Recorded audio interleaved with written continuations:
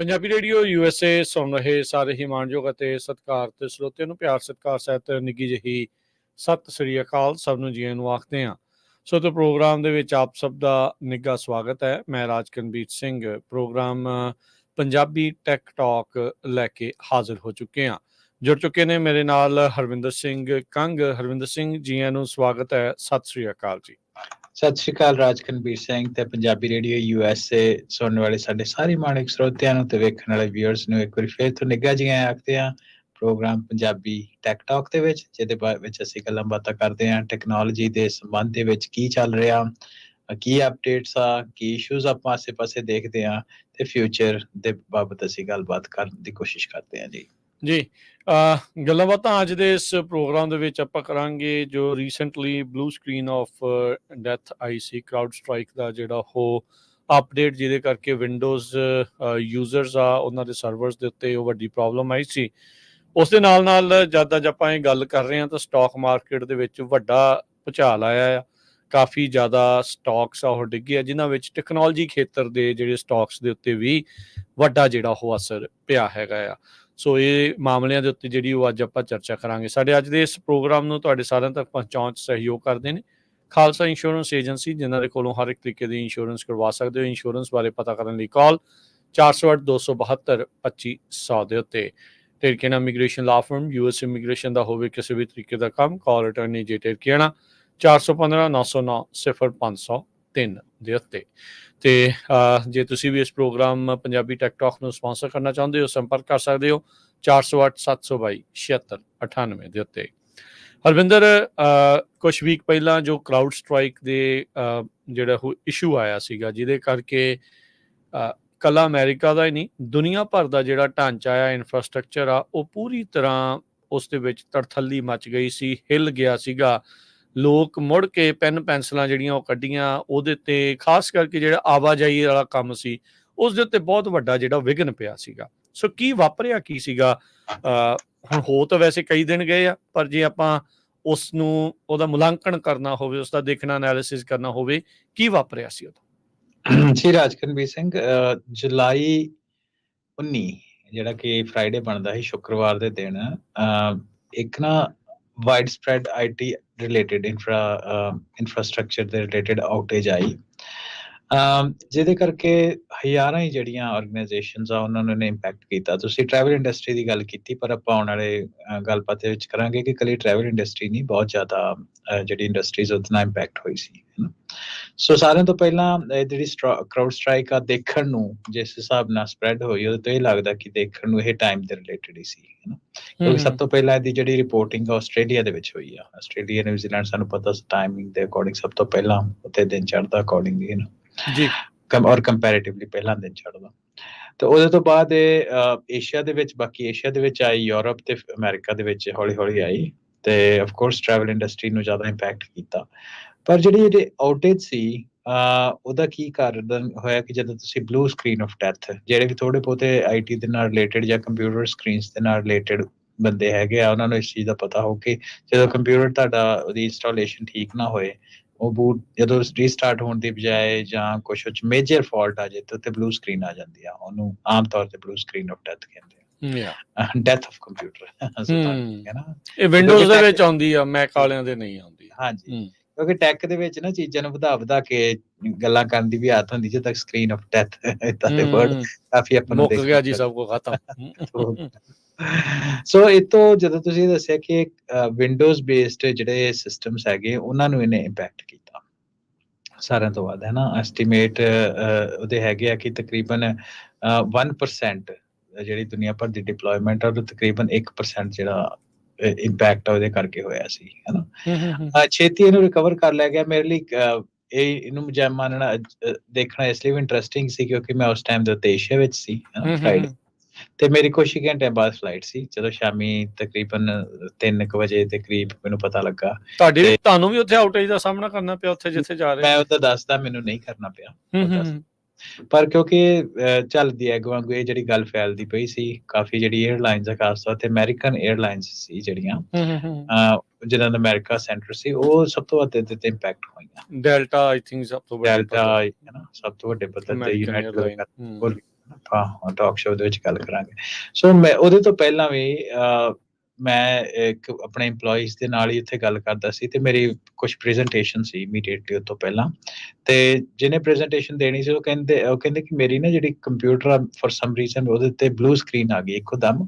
ਅੱਛਾ। ਉਦੋਂ ਮੈਨੂੰ ਇਸ ਚੀਜ਼ ਦਾ ਪਤਾ ਨਹੀਂ ਸੀ ਕਿ ਇਹ ਚੀਜ਼ ਚੱਲ ਰਹੀ ਆ। ਉਹ ਕਹਿੰਦਾ ਵੀ ਮੈਂ ਅਪਡੇਟ ਕੀਤੀ ਤੇ ਮੈਨੂੰ ਨਾ ਬਲੂ ਸਕਰੀਨ ਆ ਗਈ ਆ, ਤਾਂ ਕਰਕੇ ਮੈਂ ਪ੍ਰੈਜੈਂਟੇਸ਼ਨ ਨਹੀਂ ਦੇ ਸਕਦੀ, ਪਰ ਵਰਬਲੀ ਗੱਲਬਾਤ ਕਰ ਲੈਂਦੇ। ਤੇ ਮੈਂ ਉਹਦੇ ਵਿੱਚ ਇਹੀ ਸੋਚਿਆ, ਮੈਂ ਵੀ ਠੀਕ ਆ, ਉਹ ਕੰਪਿਊਟਰ ਹੈ ਨਾ ਆਮ ਤੌਰ ਤੇ ਉੱਤੇ ਖਰਾਬ ਹੋ ਜਾਂਦਾ, ਸੋ ਆਪਾਂ ਜਿਹੜੀ meeting C instead of presentation ਅਸੀਂ ਵਰਬਲ ਕਰ ਲਈ।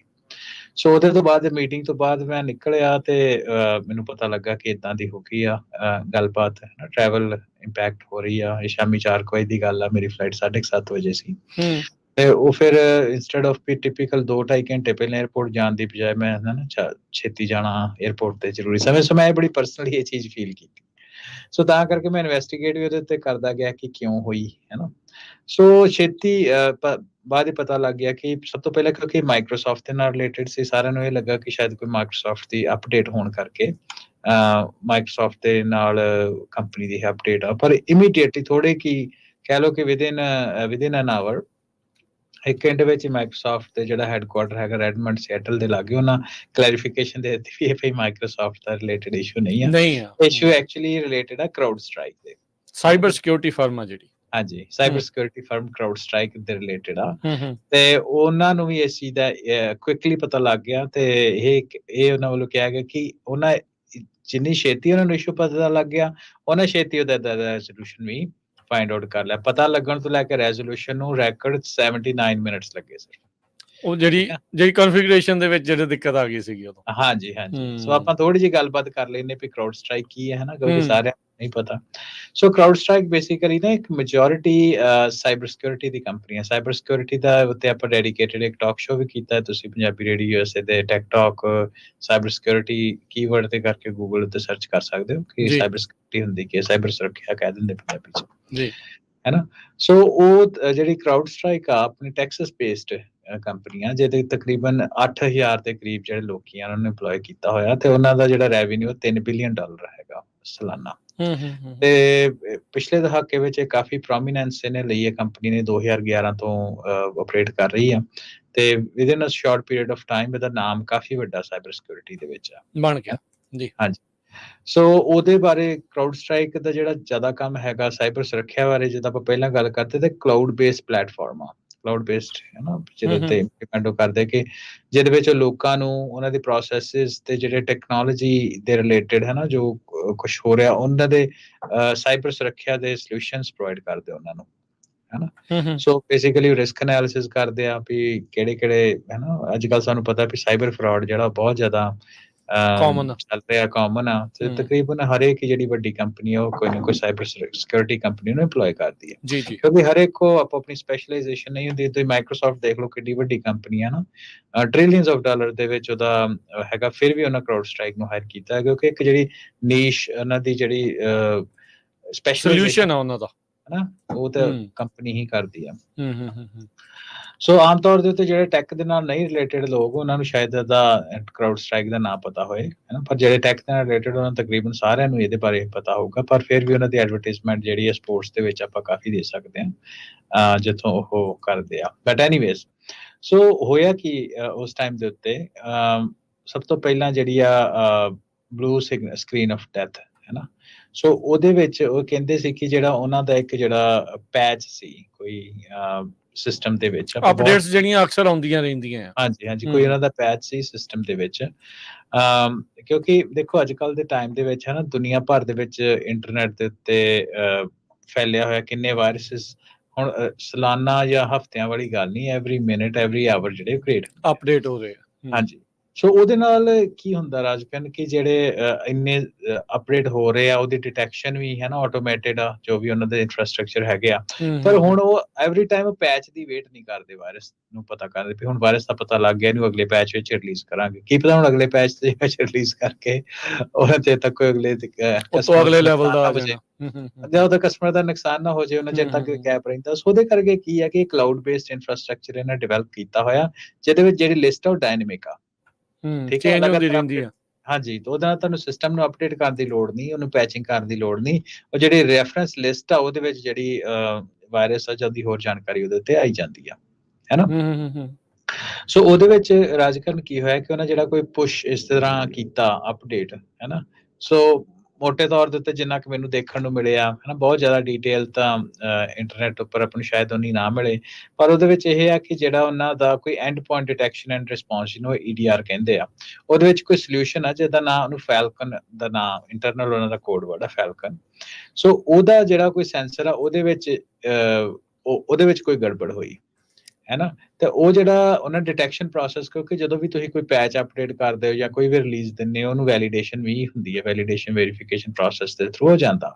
ਪਰ ਇਹਦੇ ਵਿੱਚ ਇਹ ਕਹਿ ਲਓ ਕਿ ਜਿਹੜੀ ਵੈਰੀਫਿਕੇਸ਼ਨ ਪ੍ਰੋਸੈਸ ਆ ਉਹਨੇ ਉਹਨੂੰ ਕੈਚ ਨਹੀਂ ਕੀਤਾ, ਹੈ ਨਾ।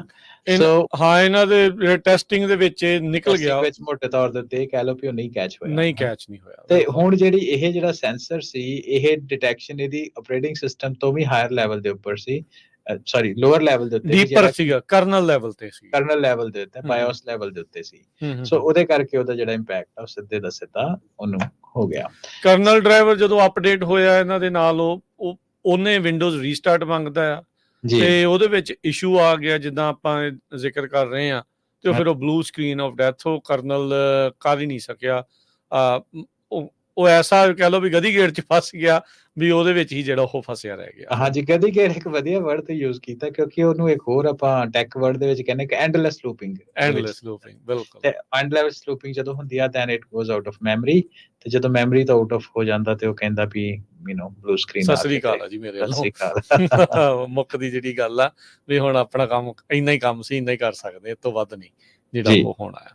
ਸੋ ਇਹ ਹੁਣ ਇਹਦੇ ਕਰਕੇ ਡੈਮੇਜ ਵੀ ਬਹੁਤ ਹੋਇਆ। ਦੇਖੋ, ਇੱਕ ਕਨਫੀਗਰੇਸ਼ਨ ਫਾਈਲ ਦੇ ਵਿੱਚ ਛੋਟੇ ਜਿਹੇ ਜਿਹੜੇ ਇੱਕ ਚੇਂਜ, ਚਾਹੇ ਉਹਨਾਂ ਨੇ 80 ਮਿੰਟਾਂ ਤੋਂ ਘੱਟ ਦੇ ਵਿੱਚ 79 ਦੇ ਵਿੱਚ ਫਿਗਰ ਆਊਟ ਵੀ ਕਰ ਲਿਆ, ਪੈਚ ਵੀ ਤਿਆਰ ਕਰ ਲਿਆ, ਅਪਡੇਟ ਵੀ ਜਿਹੜਾ ਉਹ ਕਰਤਾ, ਪਰ ਹਰ ਇੱਕ ਜਣਾ ਇਹ ਵੀ ਦੱਸ ਜਾਈਏ, ਜਿਹੜੇ ਰੈਗੂਲਰ ਕੰਪਿਊਟਰ ਸੀਗੇ, ਜਿਹੜੇ ਸਰਵਰ ਨਹੀਂ ਸੀਗੇ ਜਾਂ ਜਿਨ੍ਹਾਂ ਦੇ ਫਾਲਕਨ ਨਹੀਂ ਸੀ ਯੂਜ਼ ਹੋ ਰਿਹਾ, ਉਹਨਾਂ ਨੂੰ ਨਹੀਂ ਇਸ਼ੂ ਆਇਆ।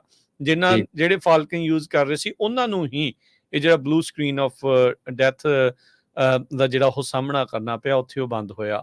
ਸੋ ਇਹ ਹੁਣ ਨਿਕਲ ਗਿਆ। ਉਸ ਤੋਂ ਬਾਅਦ ਦੇ ਵਿੱਚ ਆਪਾਂ ਕਈ ਦਿਨਾਂ ਬਾਅਦ ਇਹਨਾਂ ਦੇ ਜਿਹੜੇ CEO ਤੇ ਜਾਂ ਜਿੰਨੇ ਵੀ ਸੀਗੇ, ਉਹ ਦੱਸ ਰਹੇ ਸੀਗੇ ਵੀ ਨਹੀਂ ਅਸੀਂ ਹੁਣ ਟੈਸਟਿੰਗ ਬੈਟਰ ਕਰਾਂਗੇ, ਉਹਦੇ ਨਾਲੋਂ ਉਹ ਤਾਂ ਕਰਨੀ ਪੈਣੀ ਸੀ ਜੀ। ਉਹ ਹੁਣ ਕਹਿਣਾ ਹੀ ਪਿਆ, ਲੋਕਾਂ ਦਾ ਭਰੋਸਾ ਵੀ ਦੁਬਾਰਾ ਜਿੱਤਣਾ ਸੀਗਾ, ਇਹਨਾਂ ਦਾ ਸ਼ੇਅਰ ਵੀ ਬਹੁਤ ਜ਼ਿਆਦਾ ਜਿਹੜਾ ਉਸਦੇ ਕਰਕੇ ਡਿੱਗ ਗਿਆ ਸੀਗਾ। ਸੋ ਕਹਿੰਦੇ ਵੀ ਨੁਕਸਾਨ ਜਿਹੜਾ ਮਾਲੀ ਨੁਕਸਾਨ ਕਾਫੀ ਹੋ ਗਿਆ, ਬਿਲੀਅਨਸ ਆਫ ਡਾਲਰ ਦੇ ਵਿੱਚ ਐਸਟੀਮੇਟ ਕੀਤਾ ਜਾ ਰਿਹਾ। ਹਾਂਜੀ, ਸੋ ਜੋ ਮਾਰਕੀਟ ਐਸਟੀਮੇਟ ਆ ਉਹਦੇ ਅਕੋਰਡਿੰਗਲੀ ਰਾਜਕਰਨ ਨੂੰ ਕਹਿੰਦਾ ਕਿ ਤਕਰੀਬਨ $10 ਬਿਲੀਅਨ ਦਾ ਐਸਟੀਮੇਟ ਲੈਂਦੇ ਆ, ਹੈਨਾ। ਪਰ ਜਿਹੜੇ ਨੰਬਰਸ ਹੁੰਦੇ, ਨੰਬਰ ਕਾਫੀ ਮੈਨੂੰ ਲੱਗਦਾ ਕੰਜ਼ਰਵੇਟਿਵ ਹੁੰਦੇ ਆ, ਕਿਉਂਕਿ ਉਹਦੇ ਵਿੱਚ ਇਹ ਕਰਦਾ ਕਿ 에ਅਰਲਾਈਨਸ ਦੇ ਕਿੰਨਾ ਨੁਕਸਾਨ ਹੋਇਆ, ਉਹਨਾਂ ਰੀਫੰਡ ਉਹਨਾਂ ਨੂੰ ਦਿੱਤਾ ਜਾਂ ਰੀਸਕੈਜੂਲਿੰਗ ਕੀਤੀ, ਜਾਂ 에ਅਰਲਾਈਨ ਦਾ ਕਿੰਨਾ ਨੁਕਸਾਨ ਹੋਇਆ, ਹੈ ਨਾ, ਉਹਨੂੰ ਟਰੈਕ ਕਰਦੇ ਆ, ਇਹ ਸਭ ਚੀਜ਼ਾਂ। ਪਰ ਨਾਲ ਦੀ ਨਾਲ ਰਾਜਕਰਨ ਇਹ ਦੇਖਣ ਵਾਲੀ ਗੱਲ ਇਹ ਹੈ ਕਿ ਮੰਨ ਲਓ ਮਿਸਾਲ ਦੇ ਤੌਰ ਦੇ ਉੱਤੇ, ਜਿੱਦਾਂ ਮੈਂ ਉੱਥੇ ਹੈਗਾ ਸੀ ਉਸ ਟਾਈਮ ਦੇ ਉੱਤੇ, ਜੇ ਤੁਸੀਂ ਨੂੰ ਐਬਸੋਲੂਟ ਆਪਣੀ ਐਗਜ਼ਾਮਪਲ ਲੈ ਲਈ, ਤਾਂ ਸ਼ਾਇਦ ਗੱਲ ਛੇਤੀ ਸਮਝ ਆ ਜਾਊ। ਜੇ ਤਾਂ ਤੁਸੀਂ ਨੁਕਸਾਨ ਦਾ ਐਨਾਲਿਸਿਸ ਇਸ ਹਿਸਾਬ ਨਾਲ ਕਰਨਾ ਕਿ ਮੈਂ ਗਿਆ ਤੇ ਉੱਥੇ 에ਅਰਲਾਈਨ ਤੋਂ ਮੈਨੂੰ ਨਹੀਂ ਮਿਲੀ, ਹੈ ਨਾ, ਤੇ ਮੈਨੂੰ ਰੀਬੁੱਕ ਕਰ ਦਿੱਤਾ ਉਹਦੀ 에ਅਰਲਾਈਨ ਤੋਂ, ਉਹਨਾਂ ਨੂੰ ਕਿੰਨਾ ਨੁਕਸਾਨ ਹੋਇਆ, ਇਹ ਤਾਂ ਇੱਕ ਚੀਜ਼ ਹੋ ਗਈ। ਜਾਂ ਮੈਨੂੰ ਉੱਥੇ ਹੋਟਲ ਬੁੱਕ ਕਰਨਾ ਪਿਆ ਜਾਂ ਰੀਅਰੇਂਜਮੈਂਟ ਕਰਨਾ ਪਿਆ, ਹੈ ਨਾ। ਇਹ ਪਰ ਦੂਸਰੇ ਤੌਰ ਦੇ ਉੱਤੇ ਇਹ ਆ ਕਿ ਜਿਨ੍ਹਾਂ ਦੀ ਖੱਜਲ ਖੁਆਰੀ ਹੋਈ, ਹਿਊਮਨ ਟਾਈਮ ਦੀ ਜਿੰਨੀ ਵੇਸਟੇਜ ਹੋਈ ਆ, ਉਹਨੂੰ ਨੁਕਸਾਨ ਦੇ ਵਿੱਚ, ਇਹ ਐਬਸੋਲੂਟ ਨੁਕਸਾਨ ਦੇ ਵਿੱਚ ਉਹਨੂੰ ਕੰਸੀਡਰ ਨਹੀਂ ਕੀਤਾ ਜਾਂਦਾ, ਹੈ ਨਾ।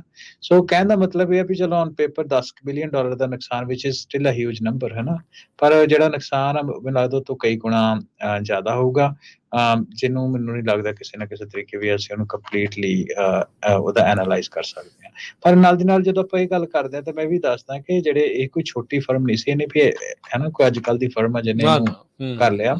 ਸੋ ਇਹਦੀ ਇੱਕ ਕੰਟਰੀਬਿਊਸ਼ਨ ਦਾ ਮੈਂ ਦੱਸ ਦਿੰਦਾ ਕਿ ਪਿੱਛੇ ਜੇ ਇੱਕ DNC 2016 ਦਾ ਅਟੈਕ ਹੋਇਆ ਸੀ, DNC ਹੈਕ ਹੋਇਆ ਸੀ ਰਸ਼ੀਆ ਦੇ, ਜਿਹਦਾ ਬੜਾ ਰੌਲਾ ਪਿਆ ਸੀ।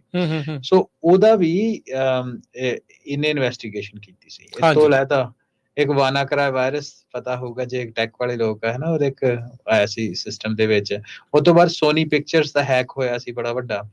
ਇਹ ਸਾਰੀਆਂ ਤਿੰਨੇ ਜਿਹੜੇ ਮੈਂ ਵੱਡੇ ਨਾਂ ਲਏ ਆ, ਇਹਨਾਂ ਦੀ ਜਿਹੜੀ ਇਨਵੈਸਟੀਗੇਸ਼ਨ ਆ ਇਸ ਮੇਜਰ ਫਰਮ ਨੇ ਕੀਤੀ ਸੀ, ਇਹ ਛੋਟੀ ਮੋਟੀ ਫਰਮ ਨਹੀਂ ਸੀ, ਹੈ ਨਾ। ਜੀ ਬਿਲਕੁਲ। ਸੋ ਉਸ ਤੋਂ ਬਾਅਦ ਤੁਸੀਂ ਜਿਹੜੀ ਆਪਾਂ ਨੁਕਸਾਨ ਦੀ ਵੀ ਗੱਲ ਕਰਦੇ, ਜਿੱਦਾਂ ਪਹਿਲਾਂ ਦੱਸਿਆ ਕਿ ਤਕਰੀਬਨ 1% ਆਫ 1% ਹੈ ਨਾ, ਇੱਕ ਪਰਸੈਂਟੇਜ ਪੁਆਇੰਟ ਦੇ ਪੁਆਇੰਟ ਨਹੀਂ, 1% ਜਿਹੜੀ ਹੈਗੀ ਆ, ਜਿਹਦੇ ਵਿੱਚ ਤਕਰੀਬਨ 8.5 ਮਿਲੀਅਨ ਵਿੰਡੋਜ਼ ਡਿਵਾਈਸਿਸ ਕਹਿ ਸਕਦੇ ਆ, ਉਹ ਇਹਦੇ ਤੇ ਇੰਪੈਕਟ ਹੋਈਆਂ, ਹੈ ਨਾ। ਸੋ ਉਹਦੇ ਵਿੱਚ ਇਹ ਗਿਆ ਵੀ ਇਹਨੂੰ ਭਾਵੇਂ ਕਿ ਜਿਹੜਾ ਮਾਈਕਰੋਸਾਫਟ ਦਾ ਹੈਡਕੁਆਟਰ ਆ, ਉਹ ਇਹਨੂੰ ਇਹ ਕਹਿੰਦਾ ਵੀ ਯਾਰ ਇਹ ਤਾਂ ਬੜਾ ਇੱਕ ਛੋਟਾ ਜਿਹਾ ਨੰਬਰ ਆ, ਹੈ ਨਾ, ਕੰਪੈਰੇਟਿਵਲੀ। ਪਰ ਜਿੱਦਾਂ ਆਪਾਂ ਪਹਿਲਾਂ ਗੱਲ ਕੀਤੀ ਵੀ ਜੇ ਓਵਰਆਲ ਇੰਪੈਕਟ ਦੇਖਿਆ ਜਾਏ, ਖੱਜਲ ਖਰਾਬੀ ਲੋਕਾਂ ਦੀ ਇਨਕਲੂਡਡ, ਉਹਦੇ ਨਾਲ ਫਿਰ ਵੀ ਬਹੁਤ ਵੱਡਾ ਨੁਕਸਾਨ ਆ। ਏਅਰਲਾਈਨਸ ਦੀ ਆਪਾਂ ਗੱਲ ਕਰਦੇ, ਤੁਸੀਂ ਡੈਲਟਾ ਦਾ ਨਾਂ ਲਿਆ, ਉਹ ਤੋਂ ਲੈਦਾ American Airlines, KLM, Lufthansa, Ryanair ਜਿਹੜੀ ਯੂਰਪ ਦੀ ਹੈ ਨਾ ਚੀਪ ਇਕਨੋਮਿਕਲ ਏਅਰਲਾਈਨ ਆ, ਯੂਨਾਈਟਿਡ ਏਅਰਲਾਈਨਸ ਹੋ ਗਈ, SAS, ਇਹ ਸਾਰੀਆਂ ਇੰਪੈਕਟ ਹੋਈਆਂ। ਤੇ ਏਅਰਪੋਰਟ ਦੇ ਆਪਾਂ ਗੱਲ ਕਰੀਏ ਤੇ ਗੇਟਵਿਕ ਹੈ ਨਾ, ਜਿਹੜਾ ਆਪਣਾ ਕਾਫੀ ਮਸ਼ਹੂਰ UK ਦਾ ਏਅਰਪੋਰਟ ਆ, ਲੰਡਨ ਵਿੱਚ ਆ, ਹੈ ਨਾ, ਸਟੈਨਸਟਡ ਹੋ ਗਏ, ਇੱਦਾਂ ਦੇ ਏਅਰਪੋਰਟ। ਫਾਈਨੈਂਸ਼ੀਅਲ ਆਰਗੇਨਾਈਜੇਸ਼ਨ ਨੂੰ ਵੀ ਇਹਦੇ ਉੱਤੇ ਧੱਕਾ ਲੱਗਾ, ਜਿਹਦੇ ਵਿੱਚ ਵੀਜ਼ਾ ਵੀ ਇੱਕ ਹੈਗੀ ਸੀ, ਜਿਨ੍ਹਾਂ ਦੇ ਆਪਣੇ ਕ੍ਰੈਡਿਟ ਕਾਰਡ ਹੈਗੇ ਆ, ਹੈ ਨਾ। ਉਹ ਤੋਂ ਇਲਾਵਾ ਯੂਰਪ ਦੀ ਲੰਡਨ ਸਟਾਕ ਐਕਸਚੇਂਜ ਦਾ ਵੀ ਆਪਾਂ ਨੇ ਦੇਖਿਆ, ਉਹਦੇ ਵਿੱਚ ਵੀ ਕਿੱਦਾਂ ਹਾਹਾਕਾਰ ਹੋਈ ਥੋੜੇ ਸਮੇਂ ਵਾਸਤੇ। ਉਸ ਤੋਂ ਬਾਅਦ ਹੈਲਥ ਕੇਅਰ ਦੇ ਵਿੱਚ ਇੰਡੀਪੈਂਡੈਂਟ ਫਾਰਮੇਸੀਜ਼ ਜਿਹੜਾ ਇਸ ਸਿਸਟਮ ਨੂੰ ਯੂਜ਼ ਕਰਦੀਆਂ ਸੀ, ਉਹਨਾਂ ਦਾ ਨੁਕਸਾਨ ਹੋਇਆ।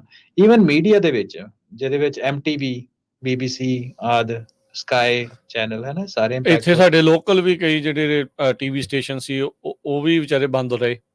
ਹਾਂਜੀ, ਕਿਉਂਕਿ ਜਿਹਦਾ ਵੀ ਵਿੰਡੋਜ਼ ਬੇਸਡ ਆਪਰੇਟਿੰਗ ਸਿਸਟਮ ਹੈਗੇ ਆ, ਉਹਨਾਂ ਦੀ ਅਪਡੇਟ ਆਈ ਤਾਂ ਉਹ ਸਾਰੇ ਹੀ ਉਹਦੇ ਤੇ ਇੰਪੈਕਟ ਹੋਏ। ਜਿਹੜਾ ਵੀ ਯੂਜ਼ ਕਰ ਰਿਹਾ ਸੀ ਫੈਲਕਨ ਨੂੰ, ਹਾਂ, ਰੀਟੇਲਰ ਟੈਸਕੋ ਵਗੈਰਾ ਹੋ ਗਏ ਜਿਹੜੇ, ਈਵਨ ਸਪੋਰਟਿੰਗ ਬੋਡੀਜ਼ ਜਿਹੜੀਆਂ F1 ਟੀਮਸ, ਹੈ ਨਾ। ਤੇ ਇਸ ਤੋਂ ਬਾਅਦ ਈਵਨ ਜਿਹੜੇ ਟ੍ਰੇਨ ਕੰਪਨੀਜ਼ ਵੀ ਆ, ਉਹ ਵੀ ਇਹਦੇ ਨਾਲ ਇੰਪੈਕਟ ਹੋਏ। ਬੇਸਿਕਲੀ ਕੋਈ ਵੀ ਇਨਫਰਾਸਟ੍ਰਕਚਰ ਜਿਹੜੇ ਵਿੰਡੋਜ਼ ਦੇ ਆਪਰੇਟਿੰਗ ਸਿਸਟਮ ਨੂੰ ਯੂਜ਼ ਕਰਦਾ। ਸੋ ਇੱਥੋਂ ਇਹ ਪਤਾ ਲੱਗਦਾ ਹੈ ਹਰਵਿੰਦਰ ਵੀ ਜਿਹੜਾ ਕੁਆਲਿਟੀ ਕੰਟਰੋਲ ਪ੍ਰੋਸੈਸ ਕਿੰਨਾ ਜ਼ਿਆਦਾ ਜ਼ਰੂਰੀ ਆ ਜੀ। ਵੀ ਜਦੋਂ ਚਾਹੇ ਤੁਸੀਂ ਉਹ ਕਿਸੇ ਦਾ ਤੋੜ ਲੱਭ ਕੇ ਜਿਹੜਾ ਉਹ ਘੱਲ ਰਹੇ ਆ, ਵੀ ਉਹਦਾ ਸੋਲਿਊਸ਼ਨ ਤੁਸੀਂ ਦੇ ਰਹੇ ਆ, ਵੀ ਉਹ ਤੁਹਾਡਾ ਸੋਲਿਊਸ਼ਨ ਕਿਸੇ ਹੋਰ ਸਮੱਸਿਆ ਤਾਂ ਨਹੀਂ ਪੈਦਾ ਕਰ ਰਿਹਾ। ਉਹੀ ਜਿਹੜਾ ਕਰਾਊਡ ਸਟ੍ਰਾਈਕ ਦੇ ਨਾਲ ਇਵੈਂਚੁਅਲੀ ਹੋਇਆ, ਆਪਾਂ ਉਹ ਚੀਜ਼ ਜਿਹੜੀ ਉਹ ਦੇਖੀ ਆ। ਸੋ ਇਹ ਚੀਜ਼ ਆਪਣੇ ਜਿਹੜੀ ਉਹ ਸਾਹਮਣੇ ਆ ਜਾਂਦੀ ਆ। ਬੱਗ ਦੀ ਡੀਟੇਲ ਦੇ ਵਿੱਚ ਜਾਣ ਦੀ ਜ਼ਿਆਦਾ ਜ਼ਰੂਰਤ ਹੈ ਜਾਂ ਆਪਾਂ ਨੂੰ ਉੱਤੋਂ ਹੀ ਸਮਝ ਲੈਣਾ ਇਨਫ ਆ? ਹਾਂਜੀ, ਸੋ ਨਹੀਂ ਆਪਾਂ ਉੱਤੋਂ ਹੀ ਗੱਲ ਕਰਦੇ, ਥੋੜੀ ਆਪਾਂ ਡੀਟੇਲ, ਚਲੋ ਇਸ ਤੋਂ ਬਾਅਦ ਤਾਂ ਹੈ ਨਾ ਟੈਕਨੀਕਲ ਐਨਾਲਿਸਿਸ ਉਹਦਾ ਕੀ ਕਰਨਾ। ਪਰ ਆਪਾਂ ਜਿੱਦਾਂ ਪਹਿਲਾਂ ਗੱਲ ਕਹੀ ਕਿ ਵਿੰਡੋਜ਼ ਬੇਸਡ ਜਿਹੜੇ ਵਿੰਡੋਜ਼ ਆਪਰੇਟਿੰਗ ਸਿਸਟਮ ਨੂੰ ਵਰਤਦੇ ਸੀ, ਹੈ ਨਾ। ਸੋ ਪਰ ਜਿਹੜੇ ਲਿਨਕਸ ਵਾਲੇ ਸੀ ਜਾਂ ਜਿਹੜੇ ਐਪਲ ਵਾਲੇ ਸੀ, ਉਹ ਤਾਂ ਬਹੁਤ ਇਹਦੇ ਬਾਰੇ ਕਾਫੀ ਮੀਮਸ ਵੀ ਬਣੀਆਂ ਆਨਲਾਈਨ ਇਹਦੇ ਬਾਰੇ, ਬਣਨੀਆਂ ਵੀ ਸੀ, ਮੌਕਾ ਜੋ ਆਇਆ ਸੀ, ਹੈ ਨਾ। ਸੋ ਉਹਨਾਂ ਦੀ ਜਿਹੜੀ ਮੀਮਸ ਬਣੀਆਂ ਇਸ ਚੀਜ਼ ਨੂੰ ਲੈ ਕੇ, ਤੇ ਉਹ ਇੰਪੈਕਟ ਨਹੀਂ ਹੋਏ, ਸਿਰਫ ਵਿੰਡੋਜ਼ ਬੇਸਡ ਹੀ ਸੀ। ਨਾਲ ਦੀ ਨਾਲ ਹੁਣ ਆਪਾਂ ਗੱਲ ਕਰਦੇ ਹਾਂ ਕਿ ਏਸ਼ੀਆ ਦੇ ਏਅਰਪੋਰਟਸ ਉਹਨਾਂ ਦੇ ਆਪਰੇਸ਼ਨ ਨਾਰਮਲ ਰਹੇ। ਉਹਦਾ ਕਾਰਨ ਕੀ ਸੀ? ਉਹਦਾ ਕਾਰਨ ਇਹ ਸੀ ਕਿ ਉਹਨਾਂ ਦਾ ਜਿਹੜਾ ਬੇਸਿਕ ਇਨਫਰਾਸਟ੍ਰਕਚਰ ਸੀ, ਜਿਹਦੇ ਉੱਤੇ ਵਰਕ ਕਰ ਰਹੀਆਂ ਸੀ ਉੱਧਰ ਦੀਆਂ ਏਅਰਲਾਈਨਸ, ਉਹ ਵਿੰਡੋਜ਼ ਬੇਸਡ ਨਹੀਂ ਸੀ, ਜਾਂ ਉਹਨਾਂ ਦੀ ਜਿਹੜੇ ਪੈਚ ਸੀ ਉਹਨਾਂ ਦੀ ਆਟੋਮੇਟਿਡ ਪੈਚਿੰਗ ਨਹੀਂ ਸੀ, ਸਕੈਜੂਲਡ ਪੈਚਿੰਗ ਸੀ, ਹੈ ਨਾ। ਸੋ ਕੁਆਲਾਲੰਪੁਰ ਲੇਜ਼ੀ ਇਜ਼ ਗੁੱਡ ਵੀ ਵਧੀਆ ਵਾ, ਉਹ ਆਪਾਂ ਗੱਲ ਕਰਦੇ, ਉਹ ਗੱਲ ਢੁਕਦੀ ਆ ਸਾਊਥ ਵੈਸਟ ਦੇ ਉੱਤੇ। ਠੀਕ ਆ, ਤੁਸੀਂ ਇਹ ਚੀਜ਼ ਨੋਟ ਕੀਤੀ ਹੋਣੀ ਵੀ ਸਾਊਥ ਵੈਸਟ ਅਮਰੀਕਾ ਦੀ ਵੱਡੀ ਏਅਰਲਾਈਨ ਹੈ। ਬਿਲਕੁਲ, ਹਾਂਜੀ। ਤੇ ਜਦੋਂ ਸਾਰੇ ਜਣੇ ਰੀਲ ਹੋ ਰਹੇ ਸੀ ਇਹਦੇ ਅੰਡਰ ਕੀ ਅਸੀਂ ਸਾਡਾ ਕੰਮ ਬੰਦ ਹੋ ਗਿਆ, ਜਿਹੜੇ ਠੱਪ ਪਏ ਆ, ਪਰ ਜਿਹੜੇ ਸਾਊਥ ਵੈਸਟ ਵਾਲੇ ਉਹ ਪੂਰੇ ਆਪਰੇਸ਼ਨਸ ਉਹਨਾਂ ਦੇ ਆਪਰੇਸ਼ਨਸ ਐਸ ਯੂਜੂਅਲ ਸੀ, ਹੈ ਨਾ।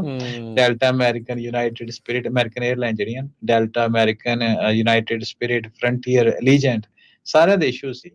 ਪਰ ਸਾਊਥ ਵੈਸਟ ਵਾਲਾ ਕਹਿੰਦਾ ਚੱਕਰ ਹੀ ਕੋਈ ਨਹੀਂ, ਵੀ ਆਉਣ ਦੋ। ਉਹਦਾ ਕਾਰਨ ਕੀ ਹੋਇਆ ਹੈ ਨਾ, ਆਮ ਤੌਰ ਦੇ ਉੱਤੇ ਇਹ ਕਹਿੰਦੇ ਨੇ ਸਾਨੂੰ ਅਪ ਟੂ ਡੇਟ ਰਹਿਣਾ ਚਾਹੀਦਾ। ਸਾਡੀ ਵੀ ਰਿਕਮੈਂਡੇਸ਼ਨ ਪਿਛਲੇ ਟਾਕ ਸ਼ੋਅ ਵਿੱਚ ਇਹੀ ਸੀ ਵੀ ਉਹਦੀ ਪੈਚਿੰਗ ਕਰਦੇ ਰਹਿਣਾ ਚਾਹੀਦਾ। ਪਰ ਜਦੋਂ ਇਹ ਪਤਾ ਲੱਗਾ ਵੀ ਯਾਰ ਸਾਰੇ ਡਾਊਨ ਆ ਤੇ ਸਾਊਥ ਵੈਸਟ ਕਿਉਂ ਚੱਲਦੇ ਪਏ, ਉਹਨਾਂ ਦੇ ਆਪਰੇਸ਼ਨਸ ਕਿਉਂ ਅਨਅਫੈਕਟਡ ਆ, ਸੋ ਬੜੀ ਉਹਨਾਂ ਨੇ ਵੇਖਿਆ ਕਿ ਜਿਹੜਾ ਮੇਜਰ ਪੋਰਸ਼ਨ ਹੈਗਾ ਸੀ 에ਅਰਲਾਈਨ ਦਾ ਕੰਪਿਊਟਰ ਸਿਸਟਮ, ਉਹ ਸਟਿਲ ਵਿੰਡੋਜ਼ 3.1 ਵਰਤਦੇ ਪਏ, ਜਿਹੜਾ ਤਕਰੀਬਨ 3 ਦਹਾਕੇ ਓਲਡ, ਉਹ 32 ਈਅਰ ਓਲਡ ਆਪਰੇਟਿੰਗ ਸਿਸਟਮ ਆ ਮਾਈਕਰੋਸਾਫਟ ਦਾ। ਉੱਥੇ ਫਾਲਕਨ ਕੀ ਕਰ ਲੂਗਾ ਵਿਚਾਰਾ। ਨਹੀਂ, ਉਹ ਇੰਨਾ ਪੁਰਾਣਾ ਵੀ ਉਹਦੇ ਉੱਤੇ ਜਿਹੜੇ ਕਰਾਊਡ ਸਟ੍ਰਾਈਕ ਆ ਉਹ ਤੇ ਇੰਪਲੀਮੈਂਟਡ ਹੀ ਇੰਪੈਕਟ ਹੀ ਨਹੀਂ ਸੀ ਉਹਨੂੰ ਕਰਦੇ। ਤੇ ਉਹਨਾਂ ਦੇ ਆਮ ਤੌਰ ਦੇ ਉੱਤੇ ਕਹਿੰਦੇ ਵੀ ਜਿਹੜੇ ਤੁਸੀਂ ਗੱਲ ਕਹੇ ਵੀ ਆਮ ਤੌਰ ਤੇ ਲੋਕਾਂ ਨੂੰ ਕਹਿੰਦੇ ਵੀ ਲੇਜ਼ੀ ਨਾ ਬਣੋ, ਤੇ ਇਸ ਕੇਸ ਵਿੱਚ ਆਪਾਂ ਸਹਿਜ ਹੀ ਕਹਿ ਸਕਦੇ ਵੀ lazy is good. Southwest ਨੇ 32 ਸਾਲ ਪੁਰਾਣਾ ਆਪਰੇਟਿੰਗ ਸਿਸਟਮ ਵਰਤਦੇ ਸੀ, ਉਹਦਾ ਚੱਲੀ ਆਉਂਦਾ, ਧੱਕੀ ਆਉਂਦੇ ਆ, ਤੇ ਉਹਦੇ ਕਰਕੇ ਉਹਨਾਂ ਦਾ ਕੰਮ ਸੈੱਟ ਰਿਹਾ। ਉਹ ਕਹਿੰਦਾ it's not stupid if it works. ਜੇ ਉਹ ਪੁਰਾਣਾ ਚੱਲੀ ਜਾਂਦਾ ਆ ਤੇ ਉਹ ਕਹਿੰਦੇ ਵੀ ਲੋੜ ਦੀ ਹੁੰਦੀ ਕੋਈ ਬੜਾ ਹਰ ਚੀਜ਼ ਨੂੰ ਅਪਡੇਟ ਕਰਨ ਦੀ। ਸੋ ਇਹ ਦੋ ਪੱਖ ਨੇ ਜਿਹੜੀ ਟੈਕਨੋਲੋਜੀ ਦੇ ਹੁੰਦੇ ਆ। ਇੱਕ ਦੇ ਵਿੱਚ ਇਹ ਹੁੰਦਾ ਵੀ ਜੇ ਤੁਸੀਂ ਦੌੜ ਚੋਂ ਪਿੱਛੇ ਰਹਿ ਗਏ ਤਾਂ ਪਿੱਛੇ ਰਹਿ ਜਾਂਦੇ ਆ, ਫਿਰ ਉਸ ਦੇ ਵਿੱਚ ਪਹੁੰਚਣਾ, ਅੱਗੇ ਪਹੁੰਚਣਾ ਉਹ ਔਖਾ ਹੋ ਜਾਂਦਾ ਆ। ਤੇ ਕਈ ਵਾਰੀ ਹੁੰਦਾ ਵੀ ਜਿਹੜਾ ਚੱਲਦਾ ਉਹਨੂੰ ਚਲਾਈ ਰੱਖੋ, ਦੇਖੀ ਜਾਓ ਕਿੱਥੇ ਜਾ ਕੇ ਜਿਹੜਾ ਹੁੰਦਾ। ਗਵਟੈਕ ਦੀ ਇੱਕ ਵੈਬਸਾਈਟ ਆ, ਉਹਦੀ ਮੈਂ ਕੋਡ ਦੇ ਦੇਣਾ ਸਾਊਥ ਵੈਸਟ ਨੂੰ ਲੈ ਕੇ। ਉਹ ਕਹਿੰਦੇ ਕਿ it's typically not a good idea to wait along for the update, but in this instance Southwest has done itself a favor। ਜੇ ਹੁਣ ਤੁਸੀਂ ਮੰਨ ਲਓ ਜੇ ਸਾਊਥ ਵੈਸਟ ਦਾ ਹੋ ਜਾਂਦਾ ਕ੍ਰਿਸਮਸ ਥੈਂਕਸਗਿਵਿੰਗ ਦੇ ਟਾਈਮ ਦੇ ਉੱਤੇ ਜੋ ਇਹਨਾਂ ਦਾ ਕੜਮਸ ਪਿਆ ਸੀ ਨਵੇਂ ਈਅਰ ਦੇ ਲਾਗੇ, ਆਪਾਂ ਨੂੰ ਪਤਾ ਮਿਲੀਅਨਸ ਆਫ ਡਾਲਰ ਇਹਨਾਂ ਨੂੰ ਜੁਰਮਾਨਾ ਵੀ ਦੇਣਾ ਪਿਆ, ਤੇ ਨਾਲ ਦੇ ਨਾਲ ਲੱਖਾਂ ਹੀ ਜਿਹੜੇ ਮੁਸਾਫਰ ਆ ਉਹਨਾਂ ਨੂੰ ਵੀ ਬਹੁਤ ਖੱਜਲ ਜਿਹੜਾ ਹੋਣਾ ਪਿਆ ਸੀ। ਉਦੋਂ ਇਹਨਾਂ ਦਾ ਵੀ ਸਿਸਟਮ ਟੋਟਲੀ ਕਹਿ ਲਓ ਵੀ ਡਾਊਨ ਹੋ ਗਿਆ ਸੀਗਾ, ਕੰਮ ਜਿਹੜਾ ਉਹ ਬੜਾ ਜ਼ਿਆਦਾ ਜਿਹੜਾ ਉਹ ਫਸ ਗਿਆ ਸੀਗਾ। ਸੋ ਇਹ ਸਾਰੀ ਚੀਜ਼ ਜਿਹੜੀ ਉਹ ਇਸ ਟਾਈਮ ਵਾਪਰ ਰਹੀ ਆ। ਕੀ ਇਸ ਟਾਈਮ ਦੇ ਉੱਤੇ ਜਦ ਇੱਕ ਸਿਕਿਉਰਿਟੀ ਫਰਮ ਆਪਣਾ ਜਿਹੜਾ ਸੌਫਟਵੇਅਰ ਆ ਉਹ ਜਦੋਂ ਬੰਦ ਹੋ ਜਾਂਦਾ ਆ ਜਾਂ ਜਦੋਂ ਨਹੀਂ ਚੱਲ ਰਿਹਾ ਹੁੰਦਾ ਆ, ਕੀ ਇਹ ਮੌਕਾ ਹੁੰਦਾ ਆ ਹੈਕਰਸ ਵਗੈਰਾ ਉਹਨਾਂ ਨੂੰ ਵੀ ਇੱਕ ਓਪਰਚੁਨਿਟੀ ਹੈ, ਇੱਕ ਦਰਵਾਜ਼ਾ ਖੁੱਲਦਾ ਉਹਨਾਂ ਦੇ ਲਈ ਵੀ ਠੱਗ ਲਓ, ਲੁੱਟ ਲਓ ਜਿਹੜੇ ਲੁੱਟ ਹੁੰਦੇ ਆ? ਹਾਂਜੀ, ਸ਼ੁਰੂ ਵਿੱਚ ਜਦੋਂ ਨਵਾਂ ਇਹ ਇਨਸੀਡੈਂਟ ਸਾਹਮਣੇ ਆਇਆ ਸੀ ਨਾ, ਰਾਜਕਰਨ ਤੇ ਸਾਰਿਆਂ ਦਾ ਧਿਆਨ ਇਹ ਸੀ ਕਿ ਇਹ ਨਾ ਕੋਈ ਜਿੱਦਾਂ ਬੜੇ ਚਿਰ ਤੋਂ ਐਂਟੀਸਪੇਟ ਕਰਦੇ ਸੀ ਵੀ ਕੋਈ ਗਲੋਬਲ ਹੈਕਿੰਗ ਹੋ ਗਈ ਜਾਂ ਅਟੈਕ ਹੋਇਆ ਵੱਡੇ ਪੱਧਰ ਦੇ ਉੱਪਰ ਗਲੋਬਲ, ਜਿਹਨੇ 에ਅਰਪੋਰਟ ਜਾਂ ਹੋਰ ਇਨਫਰਾਸਟ੍ਰਕਚਰ ਨੂੰ ਇੰਪੈਕਟ ਕੀਤਾ। ਸ਼ੁਰੂਆਤ ਦੇ ਪਹਿਲੇ ਘੰਟੇ ਵਿੱਚ ਕੰਸੋ ਇਹੀ ਸੀ ਨਾ, ਗੱਲਾਂ ਬਾਤਾਂ ਇਹੋ ਚੱਲਦੀਆਂ ਸੀ। ਸਾਈਬਰ ਅਟੈਕ ਹੋ ਗਿਆ ਵੀ, ਸਾਈਬਰ ਅਟੈਕ ਹੋ ਗਿਆ ਜਿਹਨੇ ਮੇਜਰ ਇਨਫਰਾਸਟ੍ਰਕਚਰਸ, ਕਿਉਂਕਿ ਆਪਾਂ ਬਾਰ-ਬਾਰ ਇਹ ਚੀਜ਼ ਨੂੰ ਪੜ੍ਹਦੇ ਹਾਂ ਵੀ ਸਾਈਬਰ ਅਟੈਕ ਅੱਜ ਨਹੀਂ ਤਾਂ ਕੱਲ ਨੂੰ ਜਾਂ ਜੋ ਵੱਧ ਰਿਹਾ ਹੋਣਾ। ਸੋ ਪਹਿਲੀ ਚੀਜ਼ ਲੋਕਾਂ ਦਾ ਸ਼ੱਕ ਬਿਲਕੁਲ ਉਸੇ ਚੀਜ਼ ਦੇ ਉੱਪਰ ਗਿਆ। ਪਰ ਥੋੜੇ ਚਿਰ ਬਾਅਦ ਜਦੋਂ ਮਾਈਕਰੋਸਾਫਟ ਦੀ ਵੀ ਦਿਨ ਨਾਵਰ ਅਨਾਉਂਸਮੈਂਟ ਆ ਗਈ, ਸੋ ਸਾਰਿਆਂ ਨੂੰ ਲੱਗ ਗਿਆ ਵੀ ਨਹੀਂ ਇਹ ਸਾਈਬਰ ਅਟੈਕ ਨਹੀਂ ਹੈ, ਕੋਈ ਹੈ ਨਾ ਬਗ ਹੀ ਆ, ਡਿਫਰੈਂਟ ਚੀਜ਼।